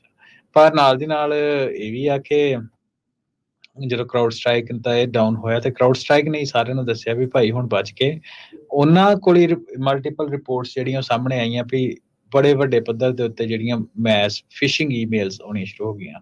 ਫਿਸ਼ਿੰਗ ਈਮੇਲਸ ਹੁੰਦੀਆਂ ਜਿਹੜੇ ਵਿੱਚ ਰਾਜਕਰਨ ਨੇ ਕਹਿੰਦੇ ਵੀ ਕੋਈ ਇਨਫੋਰਮੇਸ਼ਨ ਪੋਜ਼ਰ ਬਣ ਕੇ ਕਹਿ ਦਿੰਦਾ ਮੈਂ ਤੁਹਾਡੀ ਹੈਲਪ ਕਰ ਦੂੰਗਾ, ਤੇ ਤੁਸੀਂ ਉਹਦੇ ਤੇ ਕਲਿੱਕ ਕਰ ਲੈਂਦੇ ਹੋ ਜਾਂ ਸਮਥਿੰਗ ਲਾਈਕ ਦੈਟ, ਤੇ ਉਹਦੇ ਨਾਲ ਫਿਰ ਤੁਹਾਡਾ ਆਪਣਾ ਨੁਕਸਾਨ ਹੋ ਜਾਂਦਾ। ਕਦੇ ਵਾਇਰਸ ਡਾਊਨਲੋਡ ਹੋ ਜਾਂਦਾ, ਕਿਤੇ ਟ੍ਰੋਜਨ ਹਾਰਸ, ਕਿਤੇ ਕੁਛ ਜਾਂ ਲਾਟਰੀ ਜਿੱਤ ਗਈ, ਤੁਸੀਂ ਇਨਫੋਰਮੇਸ਼ਨ ਆਪਣੀ ਜਿਹੜੀ ਉਹ ਪ੍ਰਭਾ ਲੈਂਦੇ ਤੁਹਾਡੇ ਤੋਂ, ਸਮਹਾਉ ਉਹ ਚੀਜ਼ ਬਣ ਜਾਂਦੀ ਆ। ਹਾਂਜੀ, ਸੋ ਫਿਸ਼ਿੰਗ ਈਮੇਲ ਆਉਣੀ ਸ਼ੁਰੂ ਹੋ ਗਈ ਵੀ ਆਹ ਕਰਾਊਡ ਸਟ੍ਰਾਈਕ ਦੀ ਅਪਡੇਟ ਆ ਜੀ, ਇਹਨੂੰ ਤੁਸੀਂ ਅਪਡੇਟ ਕਰੋ, ਤੁਹਾਡਾ ਕੰਪਿਊਟਰ ਸੇਫ ਰਹੂਗਾ, ਸਿਕਿਉਰ ਰਹੂਗਾ, ਆਪਣੀ ਅਪਡੇਟ ਨਹੀਂ ਹੋਊਗਾ। ਇਹ ਕਰਾਊਡ ਸਟ੍ਰਾਈਕ ਨੇ ਰਿਲੀਜ਼ ਕੀਤਾ, ਜਦ ਕਿ ਕਰਾਊਡ ਸਟ੍ਰਾਈਕਸ ਵਾਲੀ ਈਮੇਲ ਨਹੀਂ ਸੀ। ਸੋ ਕਹਿੰਦਾ ਵੀ hackers had a good day ਉਹ ਦਿਨ। ਆਫ ਕੋਰਸ ਜਦੋਂ ਓਪਰਚੁਨਿਟੀ ਇਦਾਂ ਦੀ ਡਾਊਨ ਸਾਈਡ ਹੁੰਦੀ ਆ ਤੇ ਜਿਹੜੇ ਮਾੜੇ ਤੱਤ ਹੁੰਦੇ, ਮਾੜੇ ਆਨਸਰ ਆ, ਉਹ ਲਾਹ ਲੈਂਦੇ ਆ, ਹੈ ਨਾ। ਸੋ ਉਸ ਤੋਂ ਬਾਅਦ ਜਿਹੜੇ ਕਸਟਮਰਸ ਹੈਗੇ ਸੀ ਵਿੰਡੋਜ਼ ਦੇ, ਉਹਨਾਂ ਨੂੰ ਈਮੇਲਾਂ ਗਈਆਂ ਵੀ ਇਹ ਜਿਸੀ ਕਰਾਊਡ ਸਟ੍ਰਾਈਕ ਸਪੋਰਟ ਟੀਮ ਵੱਲੋਂ ਬੋਲ ਰਹੇ ਆ, ਤੇ ਜਾਂ ਆ email crowd strike support team ਦੇ ਵੱਲੋਂ ਆਈ ਆ, ਤੇ ਤੁਸੀਂ ਇਹਨੂੰ ਕਲਿੱਕ ਕਰੋ ਜਾਂ ਜੋ ਵੀ ਐਕਟੀਵਿਟੀ ਆ। ਉਸ ਤੋਂ ਬਾਅਦ ਈਮੇਲਾਂ ਤੋਂ ਬਾਹਰ ਆ ਜਾਈਏ ਤੇ ਉਹ ਅੱਗੇ ਆ ਗਈ ਫੇਕ ਫੋਨ ਕਾਲਸ ਕਰਾਊਡ ਸਟ੍ਰਾਈਕ ਸਟਾਫ ਬਣ ਕੇ, ਹੈ ਨਾ, ਵੀ ਉਹ ਤੁਹਾਡਾ ਕੰਪਿਊਟਰ ਕਰਾਊਡ ਸਟ੍ਰਾਈਕ ਦੇ ਕਰਕੇ ਇੰਪੈਕਟਡ ਆ, ਉਹ ਪਤਾ ਦੀ ਹੈਲਪ ਕਰਦੇ ਆ। ਠੀਕ ਹੈ। ਤੇ ਉਸ ਤੋਂ ਬਾਅਦ ਨਵੇਂ ਪੈਚੇਸ ਆਨਲਾਈਨ ਆ ਗਏ ਵੀ ਕੁਝ ਡਾਊਨਲੋਡ ਕਰ ਲਓ, ਆ ਕਰ ਲਓ। ਹਾਂਜੀ, ਆਨਲਾਈਨ ਸਕ੍ਰਿਪਟਸ ਜਿਹੜੀਆਂ ਫਟਾਫਟ ਸੈਲ ਹੋਣੀਆਂ ਸ਼ੁਰੂ ਹੋ ਗਈਆਂ ਵੀ ਆਟੋਮੇਟ ਰਿਕਵਰੀ ਹੋ ਜਾਊਗੀ ਜੇ ਤੁਸੀਂ ਇਹਨੂੰ ਤੁਸੀਂ ਡਾਊਨਲੋਡ ਕਰ ਲਓ ਹੈ ਨਾ, $5, $10, $20 ਜਿੰਨੇ ਦੀ ਵੀ ਇਦਾਂ ਦੀ ਸਕ੍ਰਿਪਟ ਆ ਗਈਆਂ। ਤੇ ਉਸ ਤੋਂ ਬਾਅਦ ਇੱਕ ਚੀਜ਼ ਹੋਰ ਆ ਕਿ ਇੰਡੀਪੈਂਡੈਂਟ ਰਿਸਰਚਰ ਬਣ ਕੇ ਵੀ ਦੱਸੋ ਜੀ ਅਟੈਕ ਹੋਇਆ, ਸਾਈਬਰ ਅਟੈਕ, ਤੇ ਅਸੀਂ ਤੁਹਾਡੀ ਇਨਸਾਈਟਸ ਵਗੈਰਾ ਹੈ ਨਾ ਇਕੱਠੀਆਂ ਕਰਨੀਆਂ, ਫਿਰ ਕੋਈ ਡੇਟਾ ਤੁਹਾਡਾ ਆਪਣਾ ਇਕੱਠਾ ਕਰਦੇ ਸੀ ਫਲਾਣੀ ਏਜੰਸੀ ਤੋਂ, ਗਵਰਨਮੈਂਟ ਏਜੰਸੀਜ਼ ਤੋਂ ਪੋਸਟ ਕਰਕੇ। ਸੋ ਤੁਸੀਂ ਇਹ ਤੋਂ ਇਹ ਹਿਸਾਬ ਲਾ ਸਕਦੇ ਹੋ ਕਿ ਜੇ ਤੁਸੀਂ ਅਟੈਂਟਿਵ ਤੇ ਅਲਰਟ ਨਹੀਂ ਹੈਗੇ, ਦੁਨੀਆ ਬਹੁਤ ਬੈਠੀ ਆ ਲੁੱਟਣ ਦੇ ਵਾਸਤੇ। ਪਰ ਉਹ ਦੇਖੋ ਕਿੰਨੇ ਅਟੈਂਟਿਵ ਆ ਜਿਨ੍ਹਾਂ ਨੇ ਲੁੱਟਣਾ ਜਿਨ੍ਹਾਂ ਨੇ ਲੁੱਟਣਾ, ਉਹ ਦੇਖੋ ਉਹ ਤਾਂ ਮੌਕਾ ਨਹੀਂ ਉਹਨਾਂ ਨੇ ਛੱਡਿਆ, ਕੋਈ ਨਹੀਂ ਮੌਕਾ ਛੱਡਦੇ ਉਹ। ਹਾਂਜੀ ਰਾਈਟ। ਸੋ ਉਸ ਤੋਂ ਬਾਅਦ ਆਪਾਂ ਜਿਹੜੇ ਮੈਨੂੰ ਰਾਜ ਕਹਿੰਦੇ ਲੱਗਦਾ ਪ੍ਰੋਗਰਾਮ ਦੇਖੀਏ ਆਪਣੇ ਇਸ ਟੌਪਿਕ ਤੇ ਅਖੀਰ ਵਿੱਚ ਆਪਾਂ ਇਹ ਵੀ ਗੱਲ ਕਰ ਲੈਨੇ ਕਿ ਫਿਊਚਰ ਕੀ ਹੈ ਨਾ, ਆਪਾਂ ਹਮੇਸ਼ਾ ਫਿਊਚਰ ਦੀ ਗੱਲ ਕਰਦੇ ਹਾਂ, ਫਿਰ ਆਪਾਂ ਇਹ ਤੋਂ ਪ੍ਰੀਵੈਂਟ ਕਿੱਦਾਂ ਹੋ ਸਕਦੇ ਹਾਂ, ਕਿ ਅਸੀਂ ਪ੍ਰੀਵੈਂਟ ਸਾਊਥ ਵੈਸਟ ਦੇ ਤਰੀਕੇ ਨਾਲ ਹੋ ਸਕਦੇ ਹਾਂ ਕਿ 32 ਸਾਲ ਪੁਰਾਣਾ ਸਾਫਟਵੇਅਰ ਯੂਜ਼ ਕਰੋ। ਸੋ ਉਹਦਾ ਜਵਾਬ ਡੈਫੀਨੇਟਲੀ ਆਪਾਂ ਤੇ ਮੈਂ ਆਪਣੇ ਤਜਰਬੇ ਤੋਂ ਤੇ ਇਹੀ ਕਹੂੰਗਾ ਵੀ ਨਹੀਂ, ਹੈ ਨਾ। ਸੋ ਉਹਦਾ ਜਿਹੜਾ ਜਵਾਬ ਆ ਮੇਰੇ ਹਿਸਾਬ ਦੇ ਨਾਲ ਉਹ ਇਹ ਆ, ਜਿਹੜੀ ਤੁਸੀਂ ਗੱਲ ਪਹਿਲੇ ਪ੍ਰੋਗਰਾਮ ਦੇ ਸ਼ੁਰੂ ਵਿੱਚ ਕੀਤੀ ਸੀ ਉਹਦੇ ਵਿੱਚ ਹੀ ਪਿਆ ਵਾ, ਕਿ ਜਿਹੜੀ ਹੈਵੀ ਰਿਲਾਇੰਸ ਆ ਮਾਡਰਨ ਸੁਸਾਇਟੀ ਦੀ ਟੈਕਨੋਲੋਜੀ ਦੇ ਉੱਪਰ, ਭਾਵੇਂ ਅਸੀਂ ਟੈਕ ਟਾਕ ਸ਼ੋ ਹੀ ਕਰਦੇ ਹਾਂ, ਪਰ ਜਿਹੜੇ ਬਹੁਤ ਜ਼ਿਆਦਾ ਰਿਲਾਇੰਸ ਹੋ ਜੇ ਟੈਕਨੀਕਲ ਇਨਫਰਾਸਟਰਕਚਰ ਦੇ ਉੱਪਰ, ਉਹ ਕਈ ਵਾਰ ਤੰਗ ਕਰਦੀ ਹੈ ਤੁਹਾਨੂੰ, ਹੈ ਨਾ।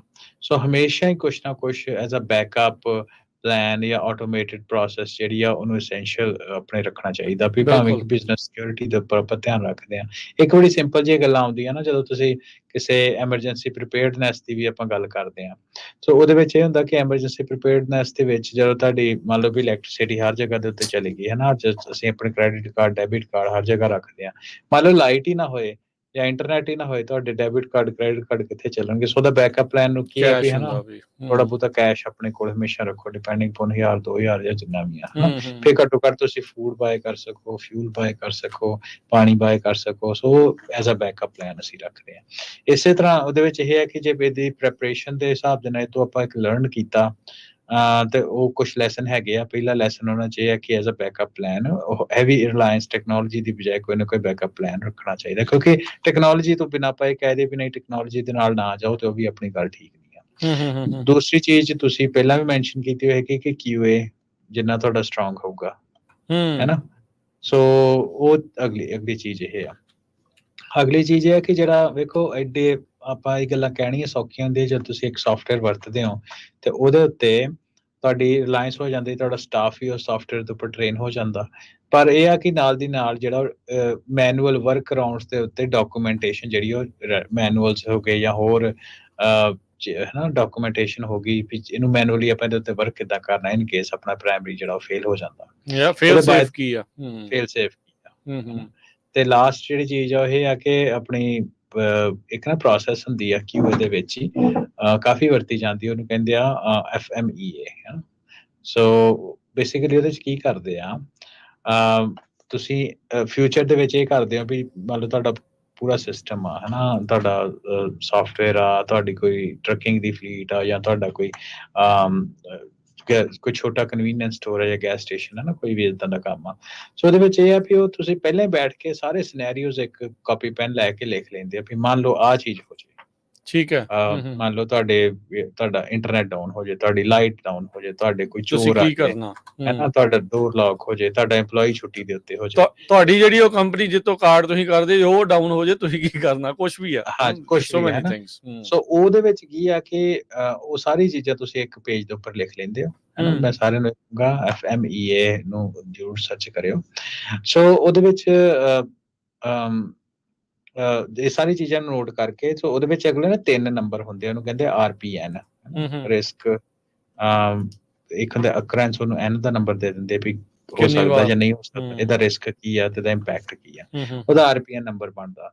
ਸੋ RPN ਨੰਬਰ ਦੇ ਅਕੋਰਡਿੰਗਲੀ ਉਹਨੂੰ ਤੁਸੀਂ ਜਿੰਨੇ ਵੀ 10 ਸਿਨੈਰੀਓ 15 ਸਿਨੈਰੀਓ ਹੈ ਨਾ ਫੇਲੀਅਰ ਹੋ ਸਕਦੇ ਤੁਹਾਡੇ ਉਹਦੇ ਵਿੱਚ, ਉਹਨੂੰ ਤੁਸੀਂ ਪਹਿਲਾਂ ਹੀ ਨੋਟ ਕਰਕੇ ਰੱਖ ਲੈਂਦੇ ਹੋ। ਜਿਹਦੇ ਉਹਦੇ ਟੌਪ 3 ਜਾਂ 4 ਹੈਗੇ ਉਹਨੂੰ ਤੁਸੀਂ ਪ੍ਰਾਇਮਰੀ ਐਡਰੈਸ ਕਰਦੇ ਹੋ, ਫਿਰ ਸੈਕੰਡਰੀ, ਫਿਰ ਥਰਡ। ਸੋ ਬੇਸਿਕਲੀ ਹਰ ਇੱਕ ਚੀਜ਼ ਦੇ ਵਿੱਚ ਤੁਹਾਡੇ ਕੋਲ ਐਜ਼ ਲੌਂਗ ਐਜ਼ ਤੁਹਾਡੇ ਕੋਲ ਪਲਾਨ ਹੈਗਾ, ਫਿਰ ਨਹੀਂ ਤੁਸੀਂ ਮਾਰ ਖਾਂਦੇ। ਸੋ ਇਹ ਚੀਜ਼ ਨਾ ਬਹੁਤ ਜ਼ਰੂਰੀ ਆ ਵੀ ਕੀ ਕਹਿੰਦੇ ਨਾ ਪੰਜਾਬੀ 'ਚ ਕਹਾਵਤ ਵੀ ਘਰੇ ਆਈ ਜਾਣ ਵੇਨੋ ਕੁੜੀ ਦੇ ਕੰਨ, ਉਹ ਨਹੀਂ ਗੱਲ ਬਣਦੀ ਹੁੰਦੀ। ਜੇ ਪਹਿਲਾਂ ਜੇ ਪਲੈਨਿੰਗ ਕਰਕੇ ਰੱਖੋ ਤੇ ਕਾਫੀ ਹੱਦ ਤੱਕ ਆਪਣੀ ਸੇਫਟੀ ਜਿਹੜੀ ਆ ਹੋ ਜਾਂਦੀ ਹੈ। ਸੋ ਇੱਥੇ ਇੱਕ ਹੋਰ ਨਾਲ ਹੀ ਸਵਾਲ ਆ, ਫਿਰ ਉਸ ਤੋਂ ਆਪਾਂ ਬ੍ਰੇਕ ਲੈਣੀ ਤੇ ਫਿਰ ਅੱਜ ਦੇ ਜਿਹੜਾ ਟੈਕ ਇੰਡਸਟਰੀ ਦੇ ਵਿੱਚ ਜੋ ਨੁਕਸਾਨ ਹੋਇਆ ਜਾਂ ਸਟਾਕਸ ਦਾ ਹੋਇਆ ਉਹਦੇ ਬਾਰੇ ਗੱਲ ਕਰਦੇ ਹਾਂ। ਇਨਫਰਾਸਟ੍ਰਕਚਰ ਸਾਰਾ ਹੀ ਆਨਲਾਈਨ ਆ।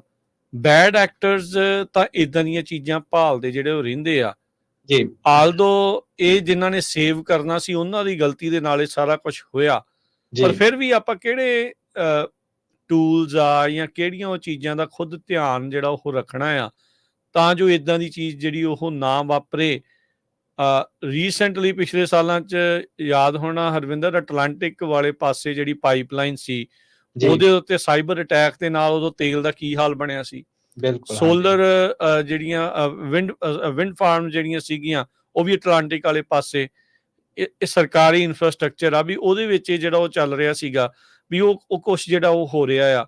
ਸੋ ਮੁਲਕਾਂ ਦਾ, ਦੁਨੀਆ ਦਾ ਜਿਹੜਾ ਹਾਲਾਤ ਆ ਉਹ ਅੱਜ ਕੱਲ੍ਹ ਕੰਪਿਊਟਰਾਂ ਦੀਆਂ ਬਿਟਸ ਦੇ ਉੱਤੇ ਜਿਹੜਾ ਉਹ ਚੱਲ ਰਿਹਾ ਆ। ਇਹਨੂੰ ਬਚਾ ਕੇ ਰੱਖਣ ਦੇ ਲਈ, ਆਪਣੇ ਆਪ ਨੂੰ ਬਚਾ ਕੇ ਰੱਖਣ ਦੇ ਲਈ ਕੀ ਟਿਪਸ ਆ? ਹਾਂਜੀ, ਸੋ ਰਾਜ ਕਰੇ ਤਾਂ ਆਪਾਂ ਡੈਡੀਕੇਟਿਡ ਟਾਕ ਸ਼ੋਅ ਦੇ ਬਾਰੇ ਕੀਤਾ ਹੈ ਵੀ ਆਪਣੇ ਆਪ ਨੂੰ ਕਿੱਦਾਂ ਬਚਾਈਏ, ਹੈ ਨਾ।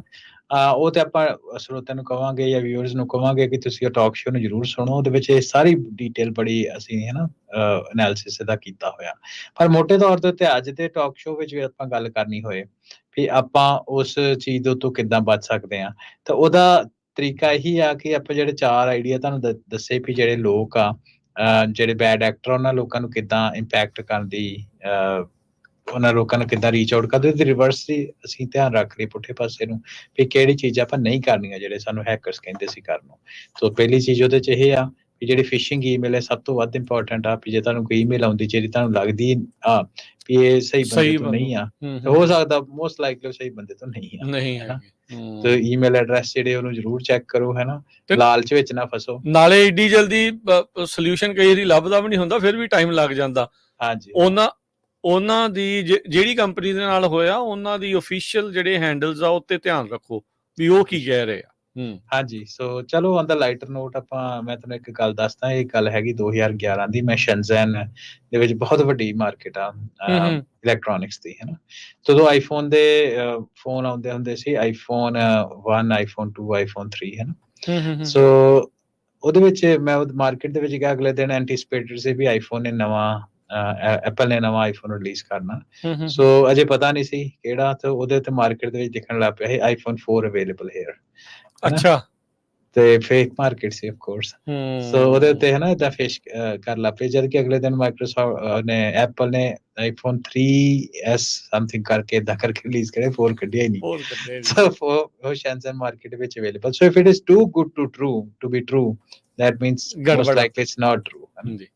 ਸੋ ਫਿਸ਼ਿੰਗ ਈਮੇਲਸ ਇਸ ਤਰ੍ਹਾਂ। ਦੂਸਰੀ ਚੀਜ਼ ਹੈ ਫੇਕ ਅਪਾਇੰਟਮੈਂਟ। ਆਪਣੀ ਪਰਸਨਲ ਇਨਫੋਰਮੇਸ਼ਨ ਕਿਸੇ ਨਾਲ ਸ਼ੇਅਰ ਨਾ ਕਰੋ, ਖਾਸ ਤੌਰ ਤੇ social security, date of birth, license ਜਾਂ ਹੋਰ ਆਈਡੀ ਦੀ ਇਨਫੋਰਮੇਸ਼ਨ, ਕ੍ਰੈਡਿਟ ਕਾਰਡ ਦੀ ਇਨਫੋਰਮੇਸ਼ਨ ਵੱਧ ਤੋਂ ਵੱਧ ਬਚਾ ਕੇ ਰੱਖੋ, ਹੈ ਨਾ।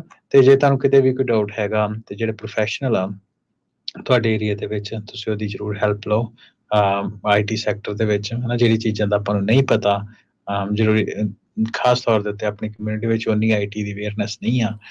ਸੋ ਇਹਨਾਂ ਚੀਜ਼ਾਂ ਦਾ ਆਪਾਂ ਨੂੰ ਧਿਆਨ ਰੱਖਣ ਦੀ ਲੋੜ ਆ। ਬਾਕੀ ਜਿਹੜਾ ਸਾਈਬਰ ਸੁਰੱਖਿਆ ਉੱਪਰ ਟਾਕ ਸ਼ੋਅ ਨੂੰ ਫਿਰ ਮੈਂ ਐਮਫੇਸਾਈਜ਼ ਕਰੂੰਗਾ, ਜ਼ਰੂਰ ਸੁਣੋ ਇੱਕ ਵਾਰ। ਇੱਕ ਨਾਲ ਇਹ ਵੀ ਚੀਜ਼ ਜਿਹੜਾ ਉਹ ਦੱਸ ਦਈਏ, ਦੇਖੋ ਦੁਨੀਆ ਦੇ ਵਿੱਚ ਟੈਕਨੋਲੋਜੀ ਸਿਖਰ ਤੇ ਆ, ਬਹੁਤ ਕੁਝ ਜਿਹੜਾ ਉਹ ਹੈਗਾ ਆ, ਪਰ ਫਿਰ ਵੀ ਇਦਾਂ ਦੇ ਮੈਸਅਪਸ, ਇਦਾਂ ਦੀਆਂ ਜਿਹੜੀਆਂ ਆ ਉਹ, ਚਾਹੇ ਉਹ ਵਾਨਾਕਰਾਈ ਵਾਲੀ ਆ, ਚਾਹੇ ਇਹ ਬਲੂ ਸਕਰੀਨ ਆਫ ਡੈਥ ਹੈ, ਇਹ ਚੀਜ਼ਾਂ ਹੁੰਦੀਆਂ ਹੀ ਰਹਿਣੀਆਂ। ਤੁਸੀਂ ਆਪਣੇ ਆਪ ਨੂੰ ਨਾ ਥੋੜਾ ਜਿਹਾ ਪੇਸ਼ੈਂਸ ਵਾਲਾ ਬਣਾ ਕੇ ਇਸ ਦੇ ਵਿੱਚ ਰੱਖਣਾ ਆ। ਕਾਹਲਪੁਣੇ ਦੇ ਵਿੱਚ ਅਕਸਰ ਜਿਹੜੀਆਂ ਉਹ ਜ਼ਿਆਦਾ ਗਲਤੀਆਂ ਹੁੰਦੀਆਂ ਆ। ਜੇ ਤੁਹਾਡੇ ਕੋਲ ਪਲਾਨ ਆਫ ਐਕਸ਼ਨ ਨਹੀਂ ਹੈਗਾ, ਜਦੋਂ ਕੋਈ ਫੇਲੀਅਰ ਹੁੰਦਾ ਆ, ਫਿਰ ਜਦੋਂ ਤੁਸੀਂ ਉਦੋਂ ਕੁਝ ਹੋਰ ਕਰਨ ਲੱਗਦੇ ਆ ਵਿਦਆਊਟ ਐਨੀ ਪਲਾਨ, ਉਦੋਂ ਤੁਸੀਂ ਨੁਕਸਾਨ ਕਰਾ ਬੈਂਦੇ ਆ। ਸੋ ਉਹ ਪਲਾਨਸ ਜਿਹੜੇ ਉਹ ਜ਼ਰੂਰ ਆਪਣੇ ਬਿਲਡਅਪ ਕਰੋ, ਚਾਹੇ ਤੁਹਾਡੀ ਕੋਈ ਛੋਟੀ ਆਰਗੇਨਾਈਜੇਸ਼ਨ ਆ, ਚਾਹੇ ਤੁਹਾਡੀ ਕੋਈ ਵੱਡੀ ਆਰਗੇਨਾਈਜੇਸ਼ਨ।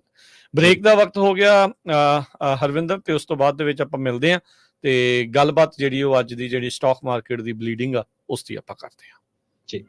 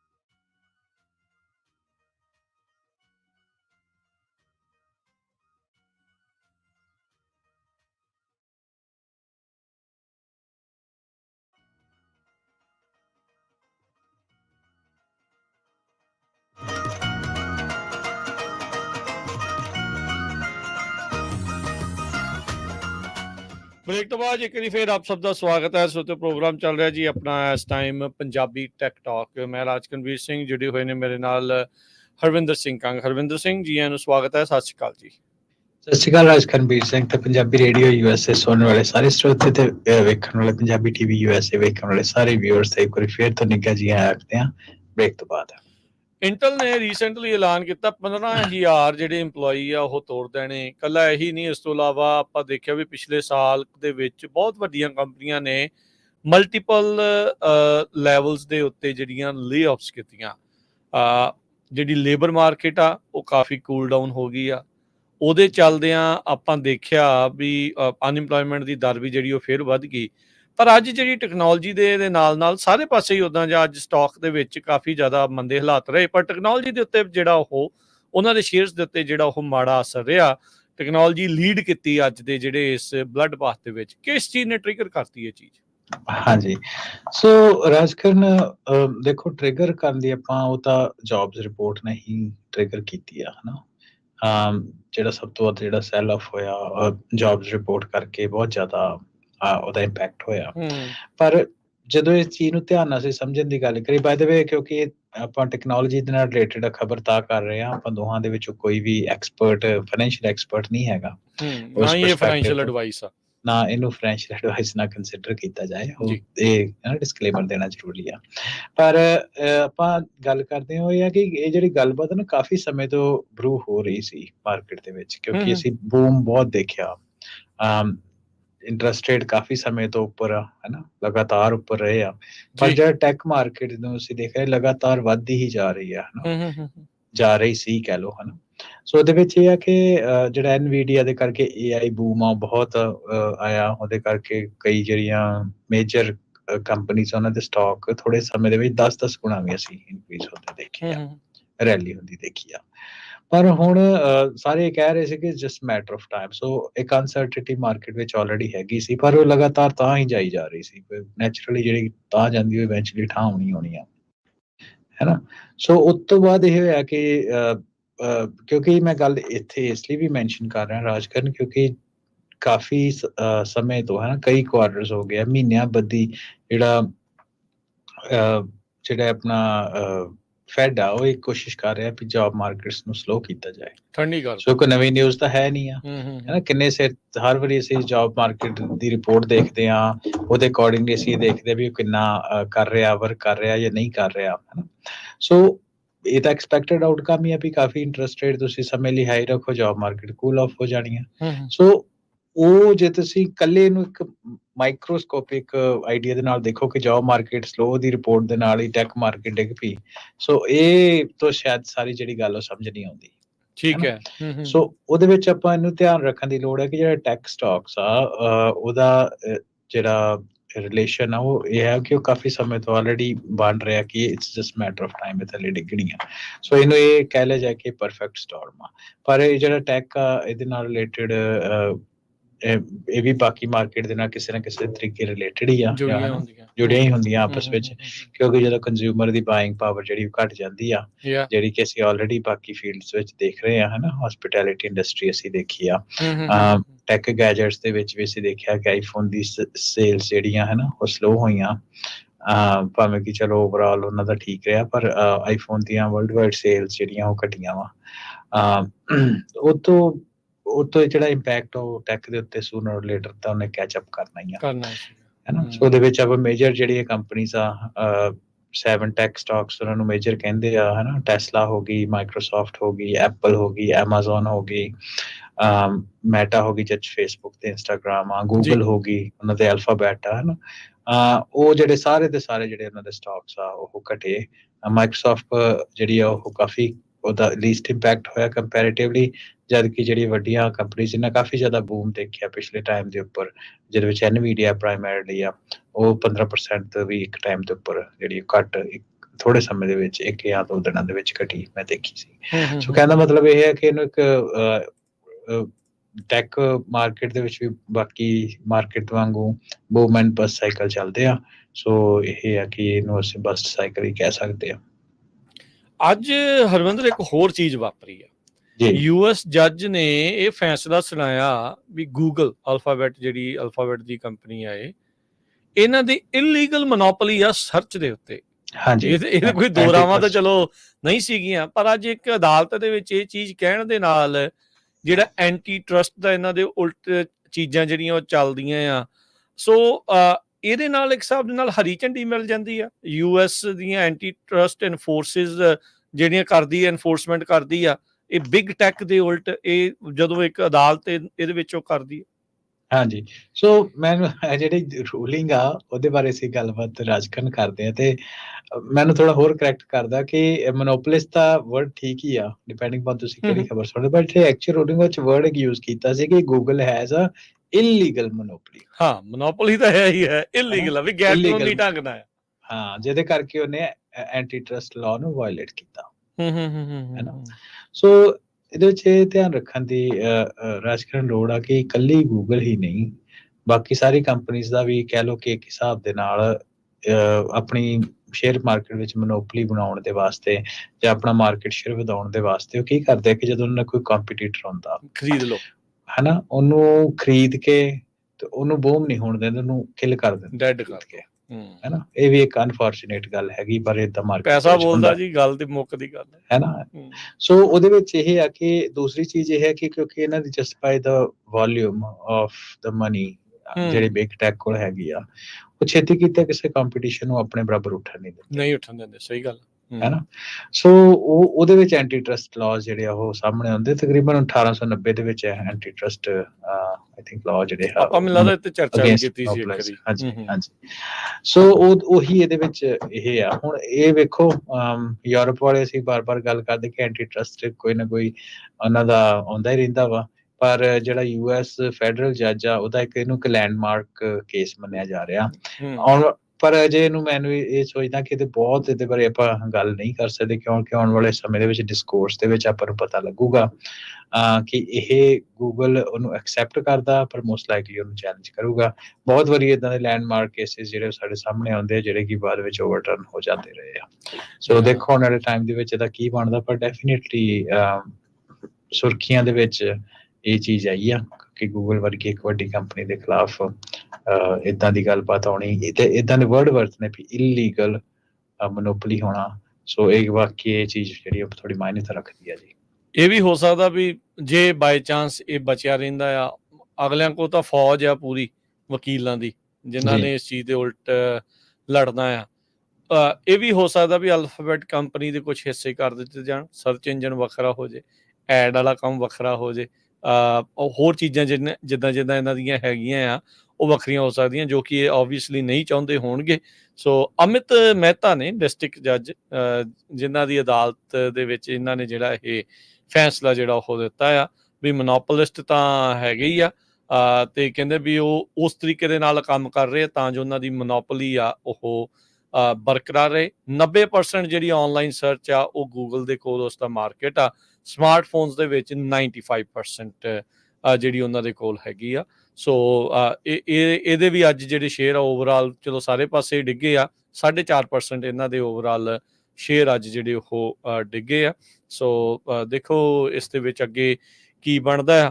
ਬਾਕੀ ਜਾਂਦੇ ਜਾਂਦੇ ਹਰਵਿੰਦਰ, AI ਦੀ ਜੇ ਕੋਈ ਗੱਲ ਕਰਨੀ ਹੋਵੇ, ਉਧਰ ਈਲਨ ਮਸਕ ਨੇ ਚੈਟ GPT ਦੇ ਉਲਟ ਲਾਸੂਟ ਦਰਜ ਕਰਤਾ ਹੈ, ਉਹਨੇ ਫੇਰ ਜਿਹੜਾ ਉਹ ਸੂ ਕਰਤਾ ਹੈ ਓਪਨ AI ਨੂੰ। ਹਾਂਜੀ ਹਾਂਜੀ, ਸੋ ਇਹ ਤਾਂ ਮੈਨੂੰ ਲੱਗਦਾ ਕਿ ਸਮੇਂ ਦੇ ਵਿੱਚ ਨਾ over the period of time coffee interesting ਜਿਹਾ ਹੀ ਬਣਦਾ ਪਿਆ। ਸੌਰੀ, ਮੈਂ ਥੋੜਾ ਜਿਹਾ ਇਹਨੂੰ ਸਾਈਡ ਦੇ ਉੱਤੇ ਕਨਵਰਸੇਸ਼ਨ ਨੂੰ ਲੈ ਕੇ ਚੱਲਿਆ। ਉਹਦਾ ਇੱਕ ਕਾਰਨ ਆ, ਉਹ ਇਹ ਹੈ ਕਿ ਇੱਕ ਬਾਈ ਦਾ ਨੇਚਰ ਆਫ ਇਹ ਚੀਜ਼ ਹੁੰਦੀ ਹੈ ਕਿ ਜਦੋਂ ਤੁਸੀਂ ਕਿਸੇ ਚੀਜ਼ ਦੇ ਨੂੰ ਨਹੀਂ ਕੰਪਲਾਈ ਕਰਦੇ ਆ ਜਾਂ ਤੁਸੀਂ ਲੱਗਦਾ ਵੀ ਉਹ ਚੀਜ਼ ਗਲਤ ਆ, ਤੁਸੀਂ ਉਹਨੂੰ ਉਹਦੇ ਖਿਲਾਫ ਲੜਦੇ ਹੋ, ਕੋਈ ਲਾਅ ਸੂਟ ਹੁੰਦਾ ਜਾਏ। ਦੂਸਰੀ ਚੀਜ਼ ਰਾਜਕਨ ਇਹ ਵੀ ਆ ਕਿ just to do a public thing, ਵੀ ਆਪਣੀ ਸਟੈਂਡਿੰਗ ਪਬਲਿਕ, ਮੈਂ ਕਿੱਥੇ ਸਟੈਂਡ ਕਰਦਾ ਜਾਂ ਕਿੱਥੇ ਨਹੀਂ, ਉਸ ਚੀਜ਼ ਨੂੰ ਵੀ ਲੈ ਕੇ ਅੱਜ ਕੱਲ ਜਿਹੜੇ ਆਪਾਂ ਲਾਅ ਸੂਟ ਆ ਉਹ ਦੇਖਦੇ, ਭਾਵੇਂ ਜਿਹਦਾ ਕਿ ਐਂਡ ਰਿਜ਼ਲਟ ਕੋਈ ਹੋਏ ਜਾਂ ਕੋਈ ਨਾ ਹੋਏ, ਦਿਖਾਉਣ ਨੂੰ ਆ। ਹਾਂ, ਇੱਕ ਪਬਲਿਕ ਪੋਸਚਰਿੰਗ ਵੀ ਆ, ਉਹ ਵੀ ਆਪਾਂ ਨੂੰ ਜਿਹੜੀ ਖਾਸ ਤੌਰ ਤੇ ਈਲਨ ਮਸਕ ਬਾਰੇ ਆਪਾਂ ਨੂੰ ਜਿਹੜੀ ਦੇਖਣ ਨੂੰ ਮਿਲ ਰਹੀ ਹੈ। ਈਲਨ ਮਸਕ ਦੇ ਬਾਰੇ ਅਸੀਂ ਗੱਲਬਾਤ ਕਰਦੇ ਹਾਂ, ਤੇ ਜੋ ਕੁਛ ਅੱਜ ਕੱਲ੍ਹ ਚੱਲ ਵੀ ਰਿਹਾ ਹੈ ਨਾ, ਉਹਨਾਂ ਦੇ ਰਿਲੇਟਡ ਵੀ ਉਹ ਐਂਟੀ ਇਮੀਗ੍ਰੈਂਟ ਰੈਂਟ ਉਹਨਾਂ ਦਾ ਕਾਫੀ ਵਧੀਆ, ਸੌਰੀ ਥੋੜੀ ਟੈਕਨੀਕਲ ਨਾਨ ਟੈਕਨੀਕਲ ਗੱਲ ਆ, ਪਰ ਕਿਉਂਕਿ ਉਹ ਟੈਕਨੀਕਲ ਦੇ ਵਿੱਚ ਉਹਨਾਂ ਦਾ, ਜਦੋਂ ਆਪਾਂ ਟੈਕਨੀਕਲ ਗੱਲ ਕਰਦੇ, ਈਲਨ ਮਸਕ ਦਾ ਵੱਡਾ ਨਾਮ ਆ, ਪਰ ਜਿੱਦਾਂ ਦੀ ਉਹਨਾਂ ਦੇ ਅੱਜ ਕੱਲ੍ਹ ਪੋਲੀਟੀਕਲ ਪੋਸਚਰਿੰਗ ਚੱਲ ਰਹੀ ਆ, ਐਂਟੀ ਇਮੀਗ੍ਰੈਂਟ, ਪ੍ਰੋ ਵਾਈਟ ਕਹਿ ਲਓ, ਹੈ ਨਾ, ਜਾਂ ਐਂਟੀ ਏਸ਼ੀਅਨ ਵੀ ਕਾਫੀ ਹੱਦ ਤੱਕ ਆ। ਆਉਣ ਵਾਲੇ ਸਮੇਂ ਦੇ ਵਿੱਚ ਦੇਖੋ ਇਸ ਹਿਸਾਬ ਦੇ ਨਾਲ ਇਹਨੂੰ ਕਿਸ ਪਾਸੇ ਲੈ ਕੇ ਜਾਂਦੇ, ਪਰ ਜਿੰਨਾ ਟੈਕ ਦੇ ਵਿੱਚ ਪੈਸਾ ਹੈਗਾ, ਪਬਲਿਕ ਮਨੀ ਟੈਕ ਦੇ ਵਿੱਚ ਹੈਗੀ ਆ, ਟੈਕ ਨੂੰ ਆਮ ਤੌਰ ਦੇ ਉੱਤੇ ਇਹਨਾਂ ਗੱਲਾਂ ਬਾਤਾਂ ਦੇ ਵਿੱਚ ਨਿਊਟਰਲ ਮੰਨਿਆ ਜਾ ਰਿਹਾ, ਭਾਵੇਂ ਕਿ ਐਕਚੁਅਲੀ ਨਿਊਟਰਲ ਨਹੀਂ, ਪਰ ਪਬਲਿਕਲੀ ਉਹ ਨਿਊਟਰਲ ਮੰਨਿਆ ਜਾਂਦਾ ਸੀ।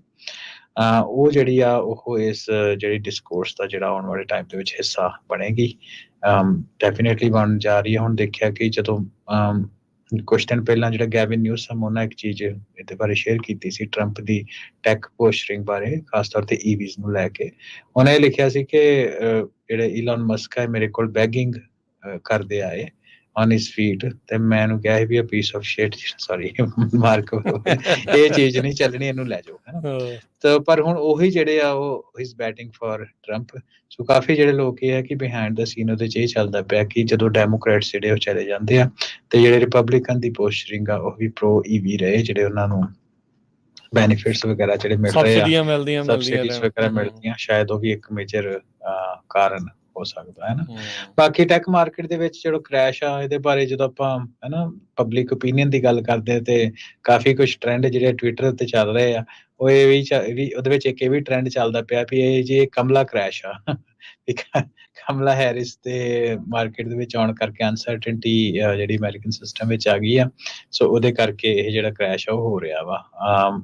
ਆਪਾਂ ਨੂੰ ਇਹ ਪਤਾ ਦੁਨੀਆ ਭਰ ਵਿੱਚ ਕਾਫੀ ਉਥਲ ਪੁਥਲ ਹੋ ਰਹੀ ਆ ਮਨੀ ਦੇ ਨਾਲ ਰਿਲੇਟਡ, ਉਹ ਵੀ ਇੱਕ ਕੰਟਰੀਬਿਊਟਰ ਹੋ ਸਕਦਾ ਪੁੱਲ ਬੈਕ ਦਾ, ਵੀ ਜਿਹੜੇ ਇਨਵੈਸਟਰਸ ਉਹ ਮਨੀ ਆਪਣੀ ਸੇਫ ਇਨਵੈਸਟ ਕਰਨ ਦੀ ਬਜਾਏ ਉਹਨੂੰ ਕੈਸ਼ ਆਊਟ ਕਰ ਰਹੇ ਬਹੁਤ ਜ਼ਿਆਦਾ, ਕਿਉਂਕਿ ਦੁਨੀਆ ਭਰ ਵਿੱਚ ਇਹ ਗੱਲ US ਵਿੱਚ ਨਹੀਂ ਆ। $134 ਬਿਲੀਅਨ ਜਿਹੜੇ ਬਿਲੀਅਨਰਸ ਦੇ ਅੱਜ ਉੱਡ ਗਏ ਵਰਲਡ ਵਾਈਡ, ਜਿਹੜੇ ਸਟਾਕ ਬਲੱਡ ਬਾਥ ਦੇ ਵਿੱਚ, ਚਾਹੇ ਉਹ ਜੈਫ ਬੇਜ਼ੋਸ ਹੋਵੇ, ਚਾਹੇ ਉਹ ਈਲਨ ਮਸਕ ਖੁਦ ਹੋਵੇ, ਚਾਹੇ ਬਾਕੀ ਜ਼ਕਰਬਰਗ ਹੁਣੀ ਹੋਣ, ਤੇ ਚਾਹੇ ਮਾਈਕਰੋਸਾਫਟ ਵਾਲੇ ਹੋਣ, ਕੋਈ ਵੀ ਹੋਵੇ, ਉਹਨਾਂ ਸਾਰਿਆਂ ਦੇ $134 ਬਿਲੀਅਨ ਉੜੇ ਆ। ਓਵਰਆਲ ਸਟਾਕ ਮਾਰਕੀਟ ਦੇ ਵਿੱਚ $1 ਟ੍ਰਿਲੀਅਨ ਦਾ ਜਿਹੜਾ ਅੱਜ ਘਾਟਾ ਆ ਉਹ ਦਰਜ ਜਿਹੜਾ ਉਹ ਕੀਤਾ ਗਿਆ ਹੈਗਾ ਆ। ਇਹ AI ਦਾ ਬਬਲ ਜਿੰਨੀ ਜਲਦੀ ਫੈਲਿਆ ਸੀ, ਉਨੀ ਜਲਦੀ ਇਹ ਕਿਤੇ ਫਟਣ ਦੇ ਅਸਾਰ ਤਾਂ ਨਹੀਂ ਇਹਦੇ ਵਿੱਚ ਹੀ ਆਪਾਂ ਨੂੰ ਨਜ਼ਰ ਆ ਰਹੇ, ਇਸ ਦੇ ਵਿੱਚ ਹੀ ਵਨ ਆਫ ਦਾ ਕਰੈਕਸ਼ਨ, ਜਾਂ ਜਿੱਦਾਂ ਤੁਸੀਂ ਪਹਿਲਾਂ ਜ਼ਿਕਰ ਕੀਤਾ ਸੀ ਉਹ ਚੀਜ਼ ਹੈ। ਇਟਸ ਐਨੀਬਾਡੀਜ਼ ਗੈਸ, ਹੈ ਨਾ, ਇਹੀ ਮੈਂ ਕਹਿ ਸਕਦਾ। ਸੋ ਆਉਣ ਵਾਲੇ ਟਾਈਮ ਦੇ ਵਿੱਚ ਇਮੀਡੀਏਟਲੀ ਤਾਂ ਨਹੀਂ ਪਤਾ ਲੱਗ ਸਕਦਾ, ਉਹ ਜੇ ਇੱਦਾਂ ਦੇ ਸਾਈਕਲ ਹੁੰਦੇ ਆਉਣ ਵਾਲੇ ਟਾਈਮ ਦੇ ਵਿੱਚ ਪਤਾ ਲੱਗਦੇ। ਪਰ ਇੱਕ ਚੀਜ਼ ਮੈਂ ਇਹ ਦੱਸ ਦੇਵਾਂ ਕਿ ਜਿਹੜੀ ਸਟਾਕ ਮਾਰਕੀਟ ਆ, it's a matter of, it's total sum zero ਨੂੰ ਕਹਿੰਦੇ ਨਾ, ਜ਼ੀਰੋ ਸਮ ਗੇਮ ਆ। ਸੋ ਉਹਦੇ ਵਿੱਚ ਇਹ ਆ ਵੀ ਕਈਆਂ ਦੇ ਲੂਜ਼ ਹੋ ਰਿਹਾ ਤੇ ਕਈਆਂ ਨੇ ਇਹਦੇ ਚੋਂ ਬੈਨੀਫਿਟ ਵੀ ਲਿਆ, ਹੈ ਨਾ। ਸੋ ਇਹ ਆ ਕਿ ਮਾਰਕੀਟ ਦੇ ਵਿੱਚ ਕਿਹੜੇ ਫਾਇਦੇਮੰਦ ਹੁੰਦੇ, ਕਿਹੜੇ ਨੁਕਸਾਨ ਹੁੰਦੇ ਆ, ਉਹ that all depends on information they have. So ਇਹਦਾ ਕੀ ਕਾਰਨ ਆ, ਇਹਦਾ ਅਸੀਂ ਡੀਟੇਲ ਐਨਾਲਿਸਿਸ ਆਪਣੇ ਆਉਣ ਵਾਲੇ ਟਾਈਮ ਦੇ ਵਿੱਚ ਟਾਕ ਸ਼ੋ ਵਿੱਚ ਵੀ ਕਰਦੇ ਰਹਾਂਗੇ ਜੀ। ਸਮਾਂ ਸਮਾਪਤ ਹੈ। ਧੰਨਵਾਦ ਹਰਵਿੰਦਰ, ਮਿਲਦੇ ਆਪਾਂ ਅਗਲੀ ਵਾਰ, ਉਦੋਂ ਤੱਕ ਸਭ ਨੂੰ ਪਿਆਰ ਭਰੀ ਸਤਿ ਸ਼੍ਰੀ ਅਕਾਲ।